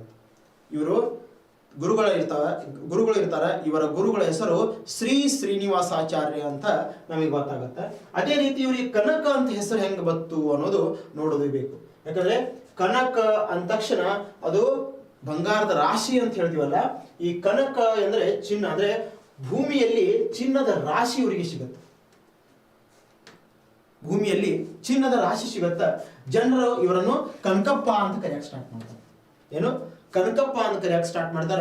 ಈ ಮಹಾನ್ ವ್ಯಕ್ತಿ ಏನ್ ಮಾಡ್ತಾನೆ ಅಂದ್ರೆ ಕನಕಪ್ಪ ಕಾಗಿನೆಲೆ ಭೂಪ್ರದೇಶದಲ್ಲಿ ಒಂದು ದೇವಸ್ಥಾನವನ್ನು ನಿರ್ಮಾಣ ಮಾಡ್ತಾನೆ. ಕಾಗಿನೆಲೆ ಭೂಪ್ರದೇಶದಲ್ಲಿ ಒಂದು ದೇವಸ್ಥಾನವನ್ನು ನಿರ್ಮಾಣ ಮಾಡ್ತಾನೆ. ಈ ರೀತಿ ಕಾಗಿನೆಲೆ ಭೂಪ್ರದೇಶದಲ್ಲಿ ಆದಿಕೇಶವನ ದೇವಸ್ಥಾನವನ್ನು ನಿರ್ಮಾಣ ಮಾಡ್ತಾನೆ. ಈ ರೀತಿ ಈತನ ಶ್ರೇಷ್ಠವಾದ ಮೂರ್ತಿಯನ್ನು ನಾವು ಎಲ್ಲಿ ನೋಡ್ತೀವಿ ಅಂದ್ರೆ ಕಾಗಿನೆಲೆಯಲ್ಲಿ ನೋಡ್ತೀವಿ. ಕಾಗಿನೆಲೆ ಭೂಪ್ರದೇಶದಲ್ಲಿ ಆ ಶ್ರೇಷ್ಠವಾದ ಮೂರ್ತಿಯನ್ನು ನಾವು ನೋಡ್ತೀವಿ. ಅದೇ ರೀತಿ ಕನಕದಾಸರು ವ್ಯಾಸರಾಯರ ನೆಚ್ಚಿನ ಶಿಷ್ಯರಾಗಿದ್ರು ಅಂತ ಗೊತ್ತಾಗುತ್ತೆ. ನಾನು ಈಗ ಹೇಳಿದೆ ಕನಕದಾಸರು ವ್ಯಾಸರಾಯರ ನೆಚ್ಚಿನ ಶಿಷ್ಯರಾಗಿದ್ರು ಅಂತ ಗೊತ್ತಾಗತ್ತ. ಇವರು ಮಧ್ವತತ್ವಶಾಸ್ತ್ರವನ್ನು ಪಾಲಿಸುವವರು ಅಥವಾ ಅದನ್ನು ಅವರ ಉಪದೇಶಗಳನ್ನು ಕೇಳೋರಾಗಿರ್ತಾರ. ವೈಷ್ಣವರ ಅಂದ್ರೆ ವಿಷ್ಣುವಿನ ಪ್ರಿಯರಾಗಿರ್ತಾರ ಅನ್ನೋದು ಗೊತ್ತಾಗುತ್ತೆ. ವಿಷ್ಣುವಿನ ಪ್ರಿಯರಾಗಿರ್ತಾರ ಅಂತ ಗೊತ್ತಾಗುತ್ತ. ಇವರು ಉಡುಪಿಯ ಶ್ರೀಕೃಷ್ಣನ ಪರಮ ಭಕ್ತರಾಗಿರ್ತಾರ ಅನ್ನೋದು ಗೊತ್ತಾಗುತ್ತೆ. ನೋಡ್ರಿ, ಇವರ ಕಾಲದ ಒಂದು ಕಥೆ ಅಂತೂ ನಾವು ನೋಡ್ತೀವಿ. ಇವರ ಕಾಲದ ಕಥೆ ಅಂತ ನಾವು ನೋಡಿದಾಗ ನಮಗೇನು ಗೊತ್ತಾಗತ್ತಂದ್ರೆ ಇವರು ವ್ಯಾಸರಾಯರ ಶಿಷ್ಯರಾಗಿರ್ತಾರ, ಉಡುಪಿಯ ಶ್ರೀಕೃಷ್ಣನ ಪರಮ ಭಕ್ತರಾಗಿರ್ತಾರ. ಮೂಲತಃ ಇವರು ದಾಸರಾಗಿದ್ದ ಕಾರಣಕ್ಕಾಗಿ ಇವರು ಏನ್ ಮಾಡ್ತಾರೆ ಅಂದ್ರೆ ಉಡುಪಿಗೆ ಶ್ರೀಕೃಷ್ಣನ ದರ್ಶನಕ್ಕಂತ ಹೋಗಿರ್ತಾರೆ. ಆ ಸಮಯ ಸಂದರ್ಭದ ಸಮಾಜ ವ್ಯವಸ್ಥೆ ಇಷ್ಟೊಂದು ಕೆಟ್ಟದಾಗಿತ್ತಲ್ಲ, ಇವರಿಗೆ ದೇವಸ್ಥಾನದಲ್ಲಿ ಬಂದು ಕೊಡುವುದಿಲ್ಲ. ಅಂದ್ರೆ ದೇವಸ್ಥಾನದಲ್ಲಿ ಇವರ ಎಂಟ್ರಿಯನ್ನು ನಿರ್ಬಂಧನೆ ಹೇರಿರ್ತಾರೆ. ಇವರ ಪ್ರವೇಶಕ್ಕೆ ನಿರ್ಬಂಧನೆಯನ್ನು ಹೇರಿರ್ತಾರೆ. ಶ್ರೀಕೃಷ್ಣನ ದರ್ಶನಕ್ಕಂತ ಬಂದಿರುವಂತಹ ಇವರು ಉಡುಪಿಯಲ್ಲಿ ಇವರಿಗೆ ದೇವಸ್ಥಾನದಲ್ಲಿ ಅರ್ಚಕರು ಏನ್ ಮಾಡ್ತಾರೆ ಅಂದ್ರೆ ಅಲ್ಲಿರುವಂತಹ ಅರ್ಚಕರು ಇವರಿಗೆ ಒಳ ಪ್ರವೇಶವನ್ನು ಕೊಡುವುದಿಲ್ಲ. ಆ ಸಮಯದಲ್ಲಿ ಏನಾಗತ್ತಪ್ಪ ಅಂದ್ರೆ ಇವರು ಮನಸ್ಸಿನಿಂದ ಶ್ರೀಕೃಷ್ಣನ ಭಕ್ತಿಯನ್ನು ಮಾಡ್ತಿರ್ತಾರಲ್ಲ, ಹಿಂಗಾಗಿ ಇವ್ರು ಏನ್ ಮಾಡ್ತಾರಪ್ಪ ಅಂದ್ರೆ ದೇವಸ್ಥಾನದ ಹಿಂದೆ ಹೋಗಿ ಶ್ರೀಕೃಷ್ಣನ ಭಕ್ತಿಯನ್ನು ಮಾಡ್ತಿರ್ತಾರೆ. ಸ್ವತಃ ಶ್ರೀಕೃಷ್ಣನೇ ಅಂದ್ರೆ ಶ್ರೀಕೃಷ್ಣನ ಮೂರ್ತಿಯೇ ಸ್ವತಃ ಶ್ರೀಕೃಷ್ಣನೇ ಆ ಮೂರ್ತಿಯ ಮುಖ ಹಿಂತಿರುಗಿ ನಿಲ್ಲತ್ತ ಮತ್ತು ಸ್ವತಃ ಆ ಗೋಡೆಯನ್ನು ಕೆಡುವುದರ ಮುಖಾಂತರ ಸ್ವತಃ ಶ್ರೀಕೃಷ್ಣನೇ ಕನಕದಾಸರಿಗೆ ದರ್ಶನವನ್ನು ಕೊಡ್ತಾನೆ. ಆವಾಗ ಅಲ್ಲಿರುವಂತಹ ಜನರು ಈ ಪವಾಡವನ್ನು ನೋಡಿಕೊಂಡು ಯಮಧರ್ಮನ ಅವತಾರ ಅಂತ ಹೇಳಿ ಇವರನ್ನು ಗುಣಗಾನಿಸ್ತಾರೆ. ಅಲ್ಲಿಂದ ಇವರನ್ನು ಫಾಲೋ ಮಾಡಕ್ ಚಾಲೂ ಮಾಡ್ತಾರೆ. ಕನಕದಾಸರು ದಾಸ ಸಾಹಿತ್ಯದ ಶ್ರೇಷ್ಠ ವ್ಯಕ್ತಿಗಳು. ಇವರು ಅನುಭವಿಸಿರುವಂತಹ ನೋವುಗಳು ಒಂದಲ್ಲ ಎರಡಲ್ಲ.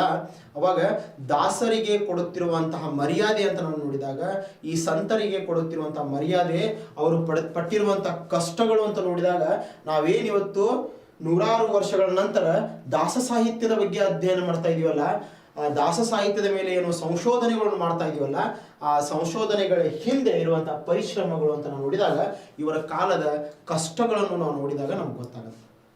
ಇವರ ಕಾಲದ ಕಷ್ಟಗಳನ್ನು ನೋಡಿದಾಗ ಗೊತ್ತಾಗುತ್ತೆ.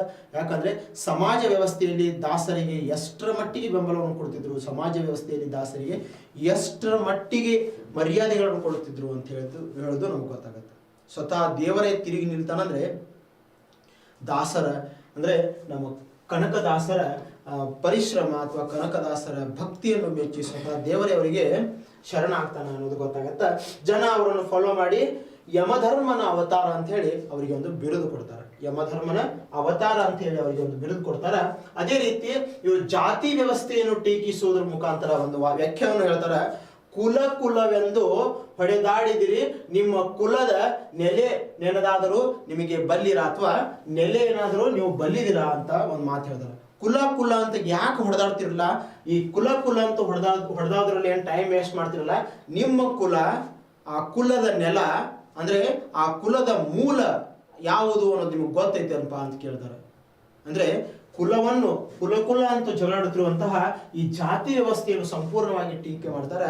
ಇವರ ತನ್ನ ವಿಚಾರಧಾರೆಗಳನ್ನು ನೋಡ್ರಿ ಕೀರ್ತನೆಗಳ ಮುಖಾಂತರ ಜನರ ಮುಂದೆ ಇಡ್ತಾರೆ. ಕೀರ್ತನೆಗಳ ಮುಖಾಂತರ, ಸುಳಾದಿಗಳು ಅಂತ ಹೇಳ್ತೀವಿ, ಸುಳಾದಿಗಳ ಮುಖಾಂತರ ಮತ್ತು ಉಗಾಭೋಗಗಳು ಅಂತ ಹೇಳ್ತೀವಿ, ಈ ಉಗಾಭೋಗಗಳ ಮುಖಾಂತರ ತನ್ನ ವಿಚಾರಧಾರೆಗಳನ್ನು ಸಮಾಜಕ್ಕೆ ತಿಳಿಸ್ತಾರೆ. ಕನಕದಾಸರ ಕೀರ್ತನೆಗಳು ಶ್ರೇಷ್ಠವಾದ ಕೀರ್ತನೆಗಳು ನಾವು ಓದುತ್ತಾ ಬಂದಿದ್ದೀವಿ. ಅನುಕೂಲವಾದಾಗ ಅವರ ಬರೆದಿರುವಂತಹ ಮೋಹನ ತರಂಗಿಣಿ ಎಂಬ ಪುಸ್ತಕ ಬರ್ತೈತ್ರಿ. ಮೋಹನ ತರಂಗಿಣಿ, ನಳ ಚರಿತ್ರೆ, ರಾಮಧ್ಯಾನ ಚರಿತ್ರೆ ಎಂಬ ಪುಸ್ತಕಗಳು ಬರ್ತಾವ. ಇವುಗಳನ್ನು ಓದ್ರಿ. ಯಾಕಂದ್ರೆ ಕನಕದಾಸರ ಸಾಹಿತ್ಯದ ಕೊಡುಗೆಗಳು ನಮ್ಗೆ ಗೊತ್ತಾಗತ್ತ.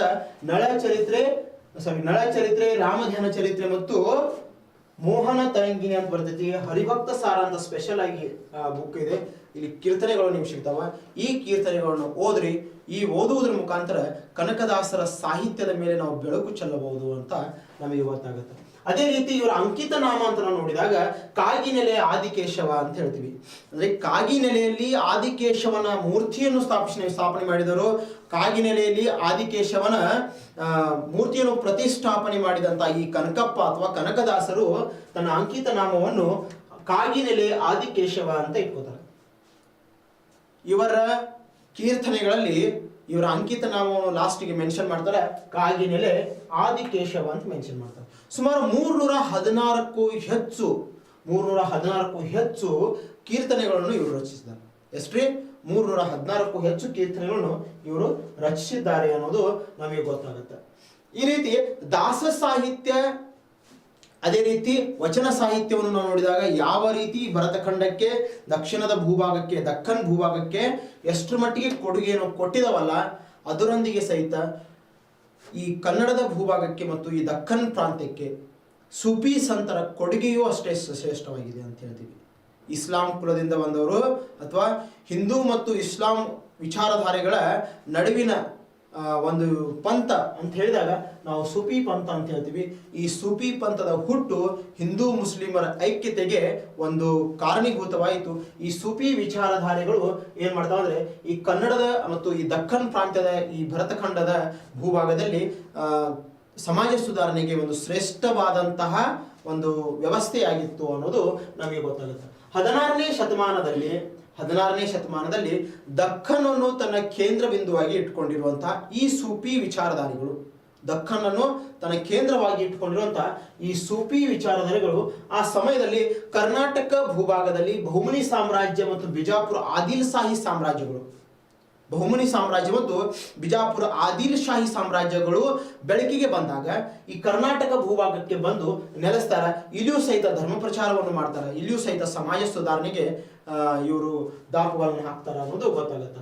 ಇಲ್ಲಿ ಗುಲ್ಬರ್ಗ, ಬೀದರ್, ಬಿಜಾಪುರಗಳಲ್ಲಿ ಸೂಫಿ ಕೇಂದ್ರಗಳನ್ನು ಸ್ಥಾಪನೆ ಮಾಡ್ತಾರೆ. ಗುಲ್ಬರ್ಗ, ಬೀದರ್ ಮತ್ತು ಬಿಜಾಪುರ ಭೂಭಾಗದಲ್ಲಿ ಸೂಫಿ ಕೇಂದ್ರಗಳನ್ನು ಸ್ಥಾಪನೆ ಮಾಡ್ತಾರೆ.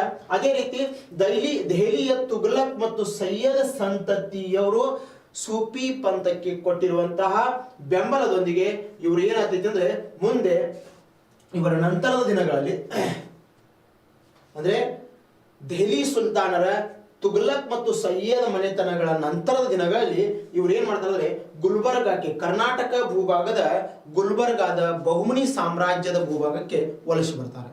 ಇಲ್ಲಿ ಬಹುಮನಿ ಸಾಮ್ರಾಜ್ಯದ ಭೂಭಾಗಕ್ಕೆ ವಲಸೆ ಬಂದು ಇಲ್ಲಿಯೇ ನೆಲೆ ಮಾಡಿ ಇವ್ರೇನ್ ಮಾಡ್ತಾರೆ ಅಂದ್ರೆ ಈ ದಕ್ಕನ್ ಪ್ರಾಂತ್ಯದಲ್ಲಿ ದಕ್ಷಿಣ ಭೂಭಾಗದಲ್ಲಿ ಧರ್ಮ ಪ್ರಚಾರದಲ್ಲಿ ತೊಡಗ್ತಾರೆ, ಸಮಾಜ ಸುಧಾರಣೆಯಲ್ಲಿ ತೊಡಗ್ತಾರೆ ಅಂತ ಹೇಳ್ತೀವಿ. ಅದೇ ರೀತಿ ಅವರಲ್ಲಿ ಶ್ರೇಷ್ಠರು ಅಂತ ನಾವು ನೋಡಿದಾಗ ಬಂದೇ ನವಾಜ್ ಅಂತ ಹೇಳ್ತೀವಿ, ಶೇಖ್ ಶಹಾಬುದ್ದೀನ್ ಅಂತ ಹೇಳ್ತೀವಿ. ಬಂದೇ ನವಾಜ್, ಶೇಖ್ ಶಹಾಬುದ್ದೀನ್ ಅಂತ ಹೇಳಿ, ಅದರೊಂದಿಗೆ ನೋಡ್ರಿ ಸೈಯದ್ ಹುಸ್ಪೆ ಅಂತ ಹೇಳ್ತೀವಿ. ಏನು ಸೈಯದ್ ಹುಸ್ಪೆ ಅಂತ ಹೇಳ್ತೀವಿ. ಅದೇ ರೀತಿ ಶೇಖ್ ಕಮಾಲುದ್ದೀನ್ ಅಂತ ಹೇಳ್ತೀವಿ. ಏನು ಶೇಖ್ ಕಮಾಲುದ್ದೀನ್ ಅಂತ ಹೇಳ್ತೀವಿ. ಅದೇ ರೀತಿ ಹುಸೇನ್ ನೈಜಿ ಅಂತ ಹೇಳ್ತೀವಿ. ಅಜೀಜ್ ಉದ್ದೀನ್ ಅಂತ ಹೇಳ್ತೀವಿ. ಯಾರು ಅಜೀಜ್ ಉದ್ದೀನ್ ಅಂತ ಹೇಳ್ತೀವಿ. ನೋಡ್ರಿ ಬಂದೇ ನವಾಜ್ ದರ್ಗಾ ನೋಡಿದೀವಿ, ಶೇಖ್ ಶಾಬುದ್ದೀನ್ ದರ್ಗಾ ನೋಡ್ತಿದೀವಿ, ಸೈಯದ್ ಹಸ್ಪೆ, ಶೇಖ್ ಕಮಾಲುದ್ದೀನ್ ಅಂತ ನೋಡ್ತೀವಿ, ಹಸ್ಪೆ ಹುಸೇನ್ ನೈಜ್ ಅಂತ ನೋಡ್ತೀವಿ, ಅಜೀಜ್ ಉದ್ದೀನ್ ಅಂತ ನೋಡ್ತೀವಿ. ಈ ರೀತಿ ಈ ಪ್ರಮುಖರು ದಕ್ಕನ್ ಭೂಭಾಗಕ್ಕೆ ಬಂದು ಧರ್ಮ ಪ್ರಚಾರವನ್ನು ಮಾಡುವುದರ ಮುಖಾಂತರ ಸೂಫಿ ಪಂಥದ ಪ್ರಚಾರವನ್ನು ಮಾಡಿ ಈ ಸಮಾಜ ಸುಧಾರಣೆಗೆ ತನ್ನದೇ ಆದಂತಹ ಕೊಡುಗೆಯನ್ನು ಕೊಡ್ತಾರೆ ಅಂತ ಗೊತ್ತಾಗುತ್ತೆ. ಇದನ್ನು ನಾವು ನೋಡಿದಾಗ ಗುಲ್ಬರ್ಗಾ ಭೂಭಾಗದಲ್ಲಿ ದಕ್ಕನ್ನ ಉರ್ದು ಸಾಹಿತ್ಯದ ಶ್ರೇಷ್ಠತೆಯನ್ನು ಮೆರೆದಿರುವಂತ, ಅಂದ್ರೆ ದಕ್ಕನ್ ಪ್ರಾಂತ್ಯದಲ್ಲಿ ಉರ್ದು ಸಾಹಿತ್ಯವನ್ನು ಪರಿಚಯಿಸಿದಂತ ವ್ಯಕ್ತಿಯು ಅಂದ್ರೆ ಸೂಫಿ ಸಂತನಾದಂತ ಬಂದೇ ನವಾಜ್ ಅಂತ ಹೇಳ್ತೀವಿ. ಬಂದೇ ನವಾಜ್ ಉದ್ದೀನ್ ಅಂತ ಹೆಸರು ಕೊಡ್ತೀವಿ. ಬಂದೇ ನವಾಜ್ ಉದ್ದೀನ್ ಅವರ ದರ್ಗಾ ಇವತ್ತಿಗೂ ಸಹಿತ ನಾವು ಗುಲ್ಬರ್ಗಾ ನಗರದಲ್ಲಿ ನೋಡ್ತೀವಿ. ಬಂದೇ ನವಾಜ್ ಉದ್ದೀನ್ ಅವರ ದರ್ಗಾ ಇವತ್ತಿಗೂ ಸಹಿತ ಗುಲ್ಬರ್ಗಾ ನಗರದಲ್ಲಿ ನೋಡ್ತೀವಿ. ಇದೇ ರೀತಿ ಇವ್ರನ್ನ ಏನಂತ ಕರೆದ್ರೆ ದಕ್ಕನ್ ಪ್ರದೇಶದ ಉರ್ದು ಸಾಹಿತ್ಯದ ಪಿತಾಮಹ ಅಂತ ಕರೆದಾರೆ. ದಕ್ಕನ್ ಪ್ರದೇಶದ ಅಂದ್ರೆ ದಕ್ಷಿಣ ಭಾರತದ ಉರ್ದು ಸಾಹಿತ್ಯದ ಪಿತಾಮಹ ಅಂತ ಯಾರನ್ನು ಕರೀತಾರೆ ಅಂದ್ರೆ ಬಂದೇ ನವಾಜ್ ಉದ್ದೀನ್ ಅವರನ್ನು ಕರೀತಾರೆ ಅಂತ ಹೇಳ್ಬಹುದು. ಈ ಬಂದೇ ನವಾಜ್ ಉದ್ದೀನ್ ಅವರ ದರ್ಗಾ ಅಂದು ನಾವು ನೋಡಿದಾಗ ಎಲ್ಲಿ ಕಂಡು ಬರುತ್ತಂದ್ರೆ ಗುಲ್ಬರ್ಗಾ ಭೂಪ್ರದೇಶದಲ್ಲಿ ಕಂಡು ಬರುತ್ತದೆ. ಗುಲ್ಬರ್ಗಾ ಸಿಟಿಯಲ್ಲಿರುವಂತಹ ಬಂದೇ ನವಾಜ್ ಅವರ ದರ್ಗಾವನ್ನು ನೋಡಿದಾಗ ಇವರ ಬಗ್ಗೆ ಇವರ ಇತಿಹಾಸ ನಮಗೆ ಗೊತ್ತಾಗುತ್ತೆ. ಅದೇ ರೀತಿ ಬೆಳಗಾವಿ ಭೂಭಾಗದಲ್ಲಿ ಹಜರತ್ ಸಯ್ಯದ್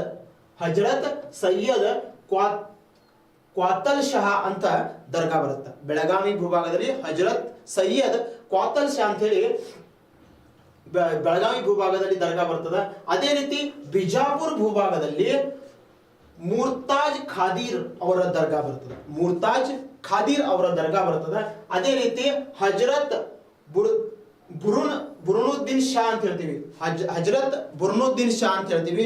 ಬಾಬಾ ಬುಡನಗಿರಿ ಬೆಟ್ಟದಲ್ಲಿ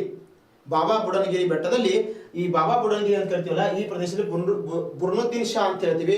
ಇವ್ರು ಬರ್ತಾರ. ಇವ್ರು ಮೂಲತಃ ಅರಬ್ ಪ್ರಾಂತ್ಯದಿಂದ ಭರತ ಭೂಮಿಗೆ ಬಂದವರು. ಅರಬ್ ಪ್ರಾಂತ್ಯದಿಂದ ಭರತ ಖಂಡಕ್ಕೆ ಬಂದವರು ಬಾಬಾ ಬುಡನಗಿರಿಯಲ್ಲಿ ನೆಲೆಸ್ತಾರೆ.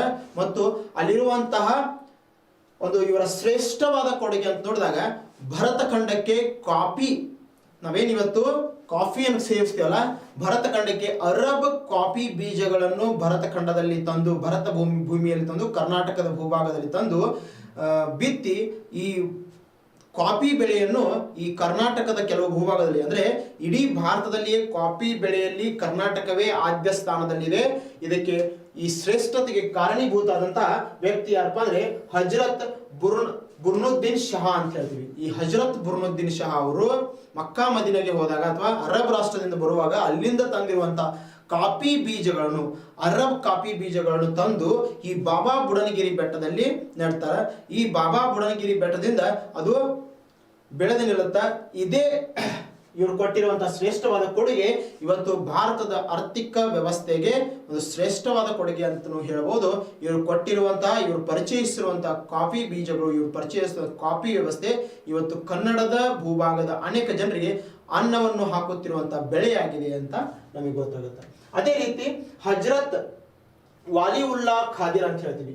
ಈ ಹಜರತ್ ವಾಲಿವುಲ್ಲಾ ಖಾದಿರ್ ಅವರ ದರ್ಗಾ ನೋಡಿದಾಗ ನಾವು ಧಾರವಾಡ ಭೂಭಾಗದಲ್ಲಿ ನೋಡ್ತೀವಿ. ಅಂದ್ರೆ ಧಾರವಾಡದಲ್ಲಿ ಬರುವಂತಹ ದರ್ಗಾವನ್ನು ಹಜರತ್ ವಾಲಿವುಲ್ಲಾ ಖಾದಿರ್ ಅಂತ ಹೇಳ್ತೀವಿ. ಈ ರೀತಿ ಇವರು ಸಹಿತ ಕನ್ನಡದ ಭೂಭಾಗಕ್ಕೆ ಅಂದ್ರೆ ಕರ್ನಾಟಕಕ್ಕೆ ಸೂಫಿ ಸಂತರು ಸಹಿತ ಸಮಾಜ ಸುಧಾರಣೆಯಲ್ಲಿ ಶ್ರೇಷ್ಠವಾದಂತಹ ಜನಪ್ರಿಯವಾದಂತಹ ಕೊಡುಗೆಯನ್ನು ನೀಡ್ತಾರೆ. ಇವರು ಸಹಿತ ಜನಪ್ರಿಯರಾಗ್ತಾರೆ. ಗುಲ್ಬರ್ಗಾ, ಬೆಳಗಾವಿ, ಬಿಜಾಪುರ, ಅದೇ ರೀತಿ ಬಾಬಾ ಬುಡನಗಿರಿ, ಧಾರವಾಡ, ಈ ರೀತಿ ಅನೇಕ ಭೂಭಾಗದಲ್ಲಿ ಇವರು ಧರ್ಮ ಪ್ರಚಾರವನ್ನು ಕೈಗೊಳ್ತಾರೆ ಅನ್ನೋದು ನಮಗೆ ಗೊತ್ತಾಗುತ್ತೆ. ಇವರು ಕೊಟ್ಟಿರುವಂತಹ ಶ್ರೇಷ್ಠವಾದಂತಹ ಕೊಡುಗೆ, ಸಮಾಜಕ್ಕೆ ಕೊಟ್ಟಿರುವಂತಹ ಈ ಶ್ರೇಷ್ಠವಾದಂತಹ ಕೊಡುಗೆ ಇವತ್ತು ಸಮಾಜದ ತಳಹದಿಯಾಗಿ, ಸಮಾಜದ ಅಂದ್ರೆ ಈ ಸಮಾಜ ವ್ಯವಸ್ಥೆಯ ತಳಹದಿಯಾಗಿ ನಿಂತಿದೆ ಅಂತ ಹೇಳ್ತೀವಿ. ಈ ವಚನ ಸಾಹಿತ್ಯ, ದಾಸ ಸಾಹಿತ್ಯ ಇವೆಲ್ಲ ನೋಡಿದಾಗ ಮತ್ತು ಸೂಫಿ ಸಂತರ ಕೊಡುಗೆಗಳನ್ನು ನೋಡಿದಾಗ ಇದೇನಿದೆ ಅಲ್ಲ, ಭರತಖಂಡದ ಜಾತ್ಯತೀತ ವ್ಯವಸ್ಥೆ, ಜಾತ್ಯತೀತ ಭರತಖಂಡದ ವ್ಯವಸ್ಥೆ, ಪ್ರಜಾತಂತ್ರ ವ್ಯವಸ್ಥೆಯನ್ನು ನೋಡಿದಾಗ ಇಲ್ಲಿ ಈ ಭರತ ಭೂಮಿಯಲ್ಲಿ, ಕರ್ನಾಟಕ ಭೂಪ್ರದೇಶದಲ್ಲಿ ನಾವೇನು ಐಕ್ಯತೆಯೊಂದಿಗೆ ಅಥವಾ ಏಕತೆಯೊಂದಿಗೆ ಬಾಳ್ತಾ ಇದೀವಲ್ಲ, ನಾವು ನಮ್ಮವರು ಎಂಬ ಭಾವನೆಯಿಂದ ಏನು ಬಾಳ್ತಾ ಇದೀವಲ್ಲ, ಇದರ ಸಂಪೂರ್ಣವಾದ ತಳಹದಿ ಇವರ ಕಾಲಘಟ್ಟದಲ್ಲಿ ಆಗತ್ತೆ ಅಂತ ಹೇಳ್ತೀವಿ. ಇವರು ಕೊಟ್ಟಿರುವಂತಹ ಈ ಕೊಡುಗೆಗಳು ಈ ಸಂಪೂರ್ಣ ಭರತಖಂಡದ ವಿಚಾರಧಾರೆಗಳಿಗೆ ಮತ್ತು ಭರತ ಭೂಮಿಯ, ಕನ್ನಡದ ಭೂಮಿಯ ವಿಚಾರಧಾರೆಗಳಿಗೆ ಬದಲಾವಣೆಗೆ ಕ್ರಾಂತಿಕಾರಿಕ ವಿಚಾರಧಾರೆಗಳಾಗಿ ಉಳಿದು ಬಿಟ್ಟವ ಅಂತೂ ನಾವು ಹೇಳ್ತೀವಿ. ಅದೇ ರೀತಿ ರಾಜ ಮನೆತನಗಳ ಆಳ್ವಿಕೆಯಲ್ಲಿ ನೋಡಿದಾಗ ನಮಗೆ ಕಲ್ಯಾಣಿ ಚಾಲುಕ್ಯರ ನಂತರದ ದಿನಗಳಲ್ಲಿ ಬೆಳಕಿಗೆ ಬಂದಿರುವಂತಹ ಒಂದು ಶ್ರೇಷ್ಠವಾದ ಮನೆತನ ಅಂತ ನೋಡಿದಾಗ ದ್ವಾರ ಸಮುದ್ರದ ಹೊಯ್ಸಳರು ಅಂತ ಹೇಳ್ತೀವಿ. ಹೆಸರಿನಲ್ಲಿ ಲಾಂಛನವಿದೆ, ಹೆಸರಿನಲ್ಲಿ ಅವರ ಇತಿಹಾಸವಿದೆ. ದ್ವಾರ ಸಮುದ್ರದ ಹೊಯ್ಸಳರು ಅಂತ ಹೇಳ್ತೀವಿ. ಹೊಯ್ಸಳ ಎಂಬ ಶಬ್ದದಲ್ಲಿಯೇ ಈ ಮನೆತನದ ಹುಟ್ಟು ಇದೆ ಅನ್ನೋದು ನಮಗೆ ಗೊತ್ತಾಗುತ್ತೆ. ಈ ವಂಶದ ಹುಟ್ಟು ಹೊಯ್ ಮತ್ತು ಸಳ ಎಂಬ ಶಬ್ದದಲ್ಲಿ ಅಡಗಿದೆ ಅಂತ ಗೊತ್ತಾಗುತ್ತೆ. ದ್ವಾರ ಸಮುದ್ರದ ಭೂಪ್ರದೇಶವನ್ನು ಹಳೆಬೀಡು ಮತ್ತು ನಾವೇನು ಹಳೆಬೀಡು ಪ್ರದೇಶವನ್ನು ನೋಡ್ತೀವಲ್ಲ, ಈ ಹಳೆಬೀಡು ಮತ್ತು ಬೇಲೂರು ಭೂಭಾಗವನ್ನು ನೋಡಿದಾಗ ಇವರು ತನ್ನ ರಾಜಧಾನಿಯನ್ನಾಗಿ ಮಾಡಿಕೊಂಡು ಆಳ್ವಿಕೆ ಮಾಡ್ತಾರೆ. ಅದನ್ನು ದ್ವಾರ ಸಮುದ್ರ ಅಂತ ಕರೀತಿದ್ರು. ಈ ದ್ವಾರ ಸಮುದ್ರವೇ ಈ ಸಾಮ್ರಾಜ್ಯದ ರಾಜಧಾನಿಯಾಗಿತ್ತು ಅಂತ ಹೇಳ್ತೀವಿ. ಅಧಿಕೃತ ರಾಜಧಾನಿ ಅಂದಾಗ ನಾವು ದ್ವಾರ ಸಮುದ್ರ ಅಂತ ಹೇಳ್ತೀವಿ. ಅದೇ ರೀತಿ ಇವರು ಹಳೆಬೀಡು ಭೂಪ್ರದೇಶ ಅಂತ ಹೇಳಿದ್ರು. ಹಳೆಬೀಡು ಪ್ರದೇಶ, ದ್ವಾರ ಸಮುದ್ರದ ಹಳೆಬೀಡು ಪ್ರದೇಶವನ್ನು ರಾಜಧಾನಿಯನ್ನಾಗಿ ಮಾಡಿಕೊಂಡು ಆಳ್ವಿಕೆ ಮಾಡ್ತಾರೆ. ಮೂಲತಃ ಇವರು ಸೊಸೆ ಊರಿನಿರ್ತಾರೆ. ಪ್ರಾರಂಭದಲ್ಲಿ ಇವರು ಸೊಸೆ ಊರನ್ನೇ ತನ್ನ ರಾಜಧಾನಿಯನ್ನಾಗಿ ಮಾಡಿಕೊಂಡು ಆಳ್ವಿಕೆ ಮಾಡ್ತಾರೆ. ಈ ವಂಶದ ಸ್ಥಾಪಕ ಯಾರಂತ ನೋಡಿದಾಗ ಸಳ ಅಂತ ಹೇಳ್ತೀವಿ. ಸಳನನ್ನು ಈ ವಂಶದ ಹಳೆಬೀಡಿನ ಹೊಯ್ಸಳೇಶ್ವರ ದೇವಸ್ಥಾನ ಇವರ ಕಾಲದ ಶ್ರೇಷ್ಠವಾದ ಕೊಡುಗೆ ಅನ್ನೋದು ನಮಗೆ ಗೊತ್ತಾಗುತ್ತೆ. ಅದೇ ರೀತಿ ಕೇದಾರೇಶ್ವರ ದೇವಸ್ಥಾನ, ಅಮೃತೇಶ್ವರ ದೇವಸ್ಥಾನ, ಚನ್ನಕೇಶ್ವರ ದೇವಸ್ಥಾನ ಮತ್ತು ಗದಗಿನ ನಾರಾಯಣ ದೇವಸ್ಥಾನ, ಲಕ್ಷ್ಮೀ ನರಸಿಂಹ ದೇವಸ್ಥಾನ ಮತ್ತು ಕೀರ್ತಿನಾರಾಯಣ ದೇವಸ್ಥಾನ ಇವರ ಕಾಲದ ವಾಸ್ತುಶಿಲ್ಪದ ಶ್ರೇಷ್ಠವಾದ ಕೊಡುಗೆ ಅಂತ ನಮಗೆ ಗೊತ್ತಾಗುತ್ತೆ. ಇವರ ಕಾಲದ ವಾಸ್ತುಶಿಲ್ಪದ ಶ್ರೇಷ್ಠವಾದಂತಹ ಕೊಡುಗೆಗಳು ಅಂತ ನಾವು ಯಾವುದನ್ನು ನೋಡ್ತೀವಿ ನೋಡ್ರಿ, ಹಳೆಬೀಡಿನ ಹೊಯ್ಸಳೇಶ್ವರ ದೇವಸ್ಥಾನ ಅಂತ ಹೇಳ್ತೀವಿ.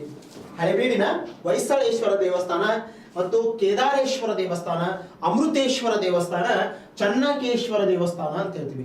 ಈ ಚನ್ನಕೇಶವ ದೇವಸ್ಥಾನವನ್ನು ಪಾರ್ಸಿಬ್ರಹ್ಮನವರು ತನ್ನ ಮಾತಿನಲ್ಲಿಯೇ ವರ್ಣನೆ ಮಾಡ್ತಾರೆ. ಅಲ್ಲಿ ನಾವು ಮುಂದಿನ ವಿಷಯದಲ್ಲಿ ಆ ದೇವಸ್ಥಾನದ ಬಗ್ಗೆ ಹೇಳುವಾಗ ಸಂದರ್ಭದಲ್ಲಿ ನಾನು ಹೇಳ್ತೀನಿ, ಕಲೆ ಮತ್ತು ವಾಸ್ತುಶಿಲ್ಪದ ಬಗ್ಗೆ ಹೇಳ್ತೀನಿ. ಅದೇ ರೀತಿ ನಾನು ಹೇಳಿದೆ, ಇವರ ಲಾಂಛನ ಅಂತ ನೋಡಿದಾಗ ಹುಲಿಯನ್ನು ಕೊಲ್ಲುತ್ತಿರುವಂತಹ ಸಳನ ಚಿತ್ರ. ಈ ಹುಲಿಯನ್ನು ಕೊಲ್ಲುತ್ತಿರುವಂತಹ ಸಳನ ಚಿತ್ರದಲ್ಲಿಯೇ ಈ ವಂಶದ ಹೆಸರು ಅಡಗಿದೆ.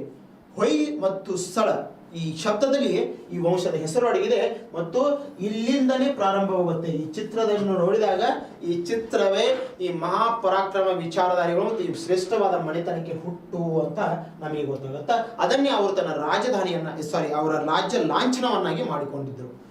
ಹೊಯ್ಸಳನ ಚಿತ್ರವೇ, ಹುಲಿಯನ್ನು ಕೊಲ್ಲುತ್ತಿರುವಂತಹ ಸಳನ ಚಿತ್ರವೇ ಇವರ ರಾಜ್ಯ ಲಾಂಛನವಾಗಿತ್ತು ಅನ್ನೋದು ನಮಗೆ ಗೊತ್ತಾಗುತ್ತೆ. ಇಲ್ಲಿರುವಂತಹ ಪ್ರಮುಖ ಅರಸರು ಅಂತ ನೋಡಿದಾಗ ನೋಡ್ರಿ, ಸಳ ನೃಪಕಾಮ ಅಂತ ಹೇಳ್ತೀವಿ. ಸಳನ ಇತಿಹಾಸ ಅಷ್ಟೊಂದರ ಮಟ್ಟಿಗೆ ನಮಗೆ ಸಿಕ್ಕಿಲ್ಲ. ನೃಪಕಾಮನ ನಂತರ ದಿನಗಳಲ್ಲಿ ಅಧಿಕೃತವಾಗಿ ಸಾಮ್ರಾಜ್ಯವು ಶ್ರೇಷ್ಠ ಆಳ್ವಿಕೆಯನ್ನು ಪ್ರಾರಂಭಿಸಿತು. ಸೊಸೆಯೂರು ಇವರ ರಾಜಧಾನಿಯಾಗಿತ್ತು ಅಂತ ಗೊತ್ತಾಗತ್ತ. ಈ ಸೊಸೆಯೂರನ್ನು ರಾಜಧಾನಿಯನ್ನಾಗಿ ಮಾಡಿಕೊಂಡು ಸಳ ಮತ್ತು ನೃಪಕಾಂಬ ಆಳ್ವಿಕೆ ಮಾಡ್ತಾರೆ. ನಂತರ ವಿನಯಾದಿತ್ಯ ಅಂತ ಹೇಳ್ತೀವಿ, ಎರೆಗಂಗಾ ಅಂತ ಹೇಳ್ತೀವಿ, ಮೂರನೇ ಬಲ್ಲಾಳ ಅಂತ ಹೇಳ್ತೀವಿ.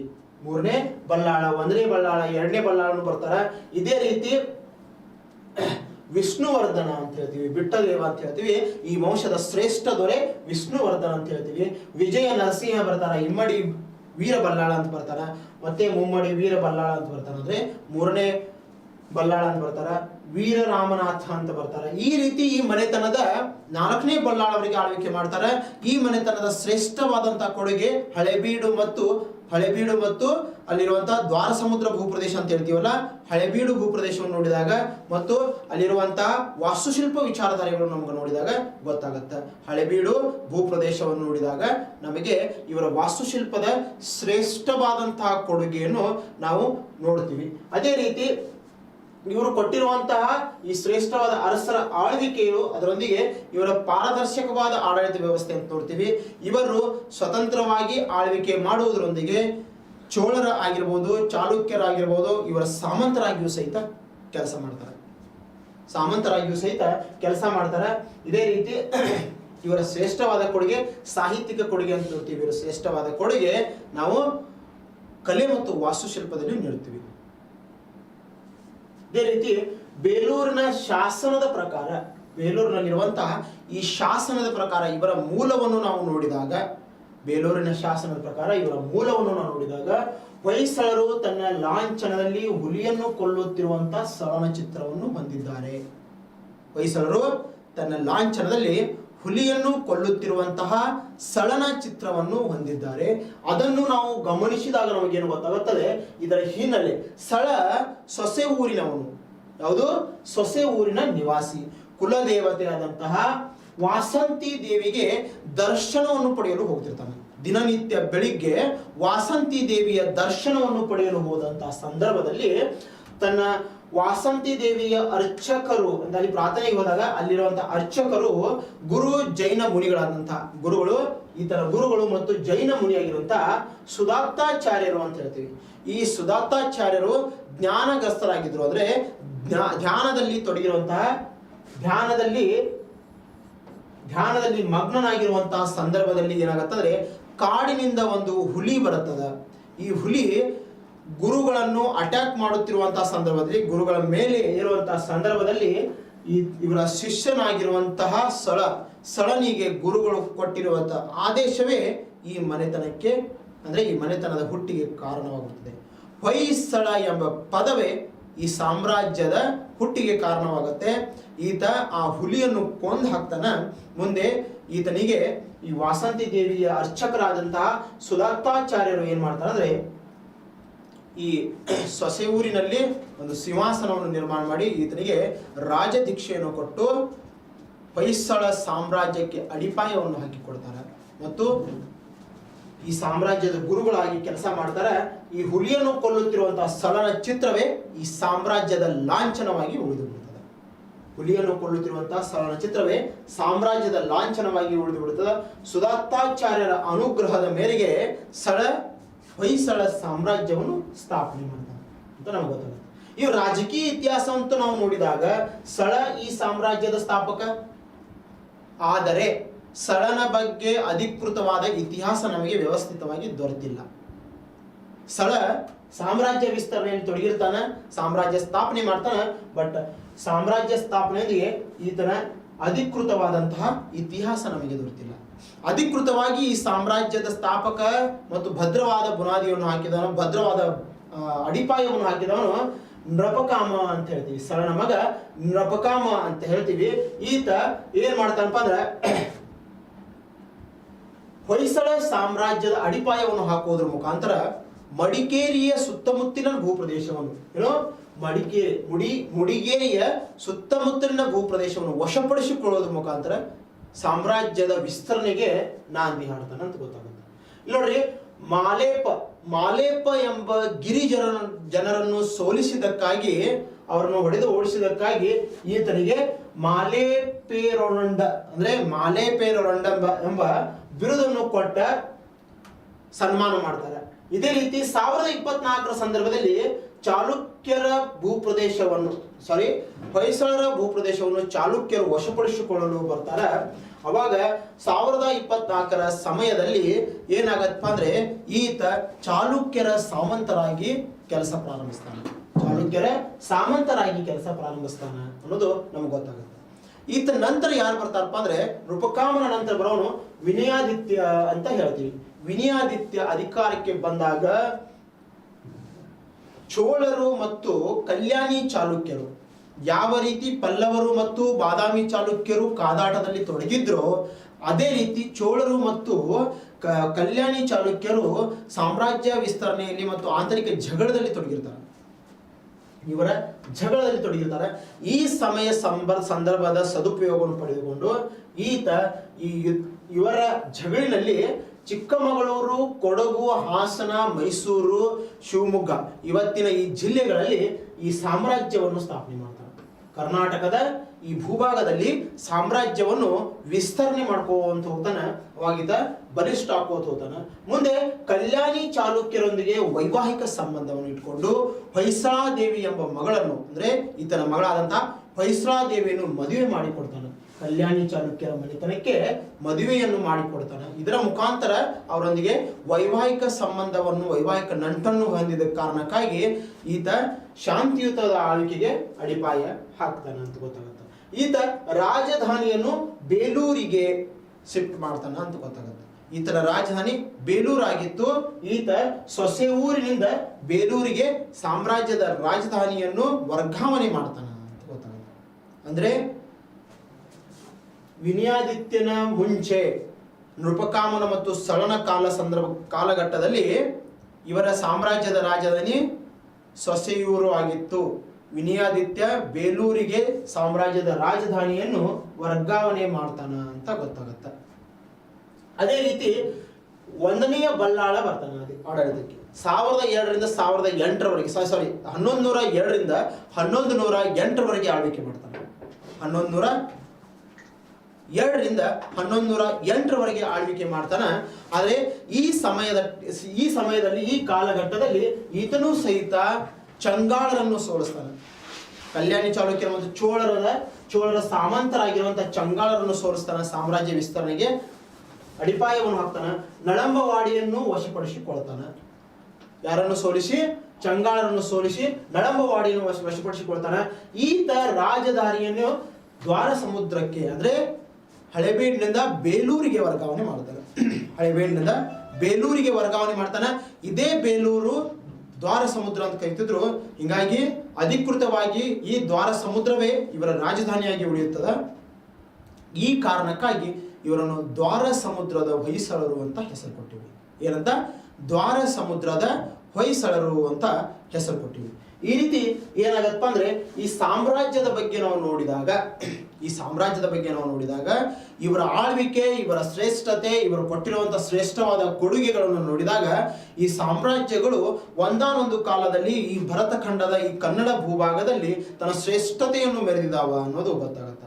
ಶ್ರೇಷ್ಠತೆಯನ್ನು ಮೆರೆಯುವುದರೊಂದಿಗೆ ಪಾರದರ್ಶಕವಾದ ಆಡಳಿತ ವ್ಯವಸ್ಥೆಯನ್ನು ಕೊಟ್ಟಿದ್ದಾವ ಅನ್ನೋದು ಗೊತ್ತಾಗುತ್ತೆ. ಅದೇ ರೀತಿ ಆಂತರಿಕ ಜಗಳಗಳು, ಸಾಮ್ರಾಜ್ಯದಲ್ಲಿ ರಾಜಧಾನಿಗಳ ಆಕ್ರಮಣ, ಸಾಮ್ರಾಜ್ಯದ ವಿಸ್ತರಣೆಗಾಗಿ ಕಾದಾಟಗಳು ನಾವು ನೋಡ್ತೀವಿ.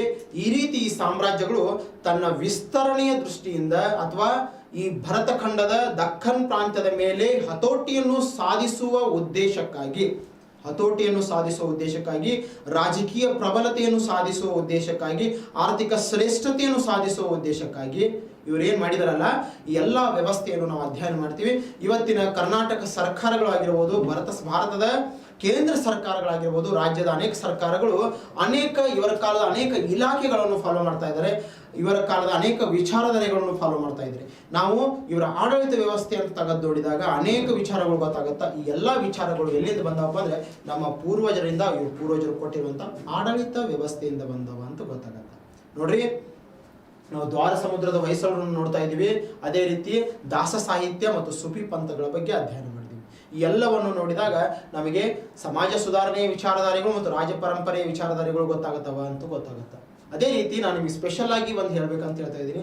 ನೋಡ್ರಿ, ಸಂತೋಷ್ ಲಾಡ್ ಫೌಂಡೇಶನ್ ನಡೆಸುತ್ತಿರುವಂತಹ ಈ ಕೋಚಿಂಗ್ಗೆ, ಸಂತೋಷ್ ಲಾಡ್ ಫೌಂಡೇಶನ್ ನಡೆಸುತ್ತಿರುವಂತಹ ಈ ಕ್ಲಾಸಸ್ಗೆ ನೀವು ಅಟೆಂಡ್ ಆಗಿ ನಾವು ಕೊಡುತ್ತಿರುವಂತಹ ಸೇವೆಗೆ ನೀವೇನು ರೆಸ್ಪಾನ್ಸ್ ಕೊಡ್ತಾ ಇದ್ದೀರಿ, ಈ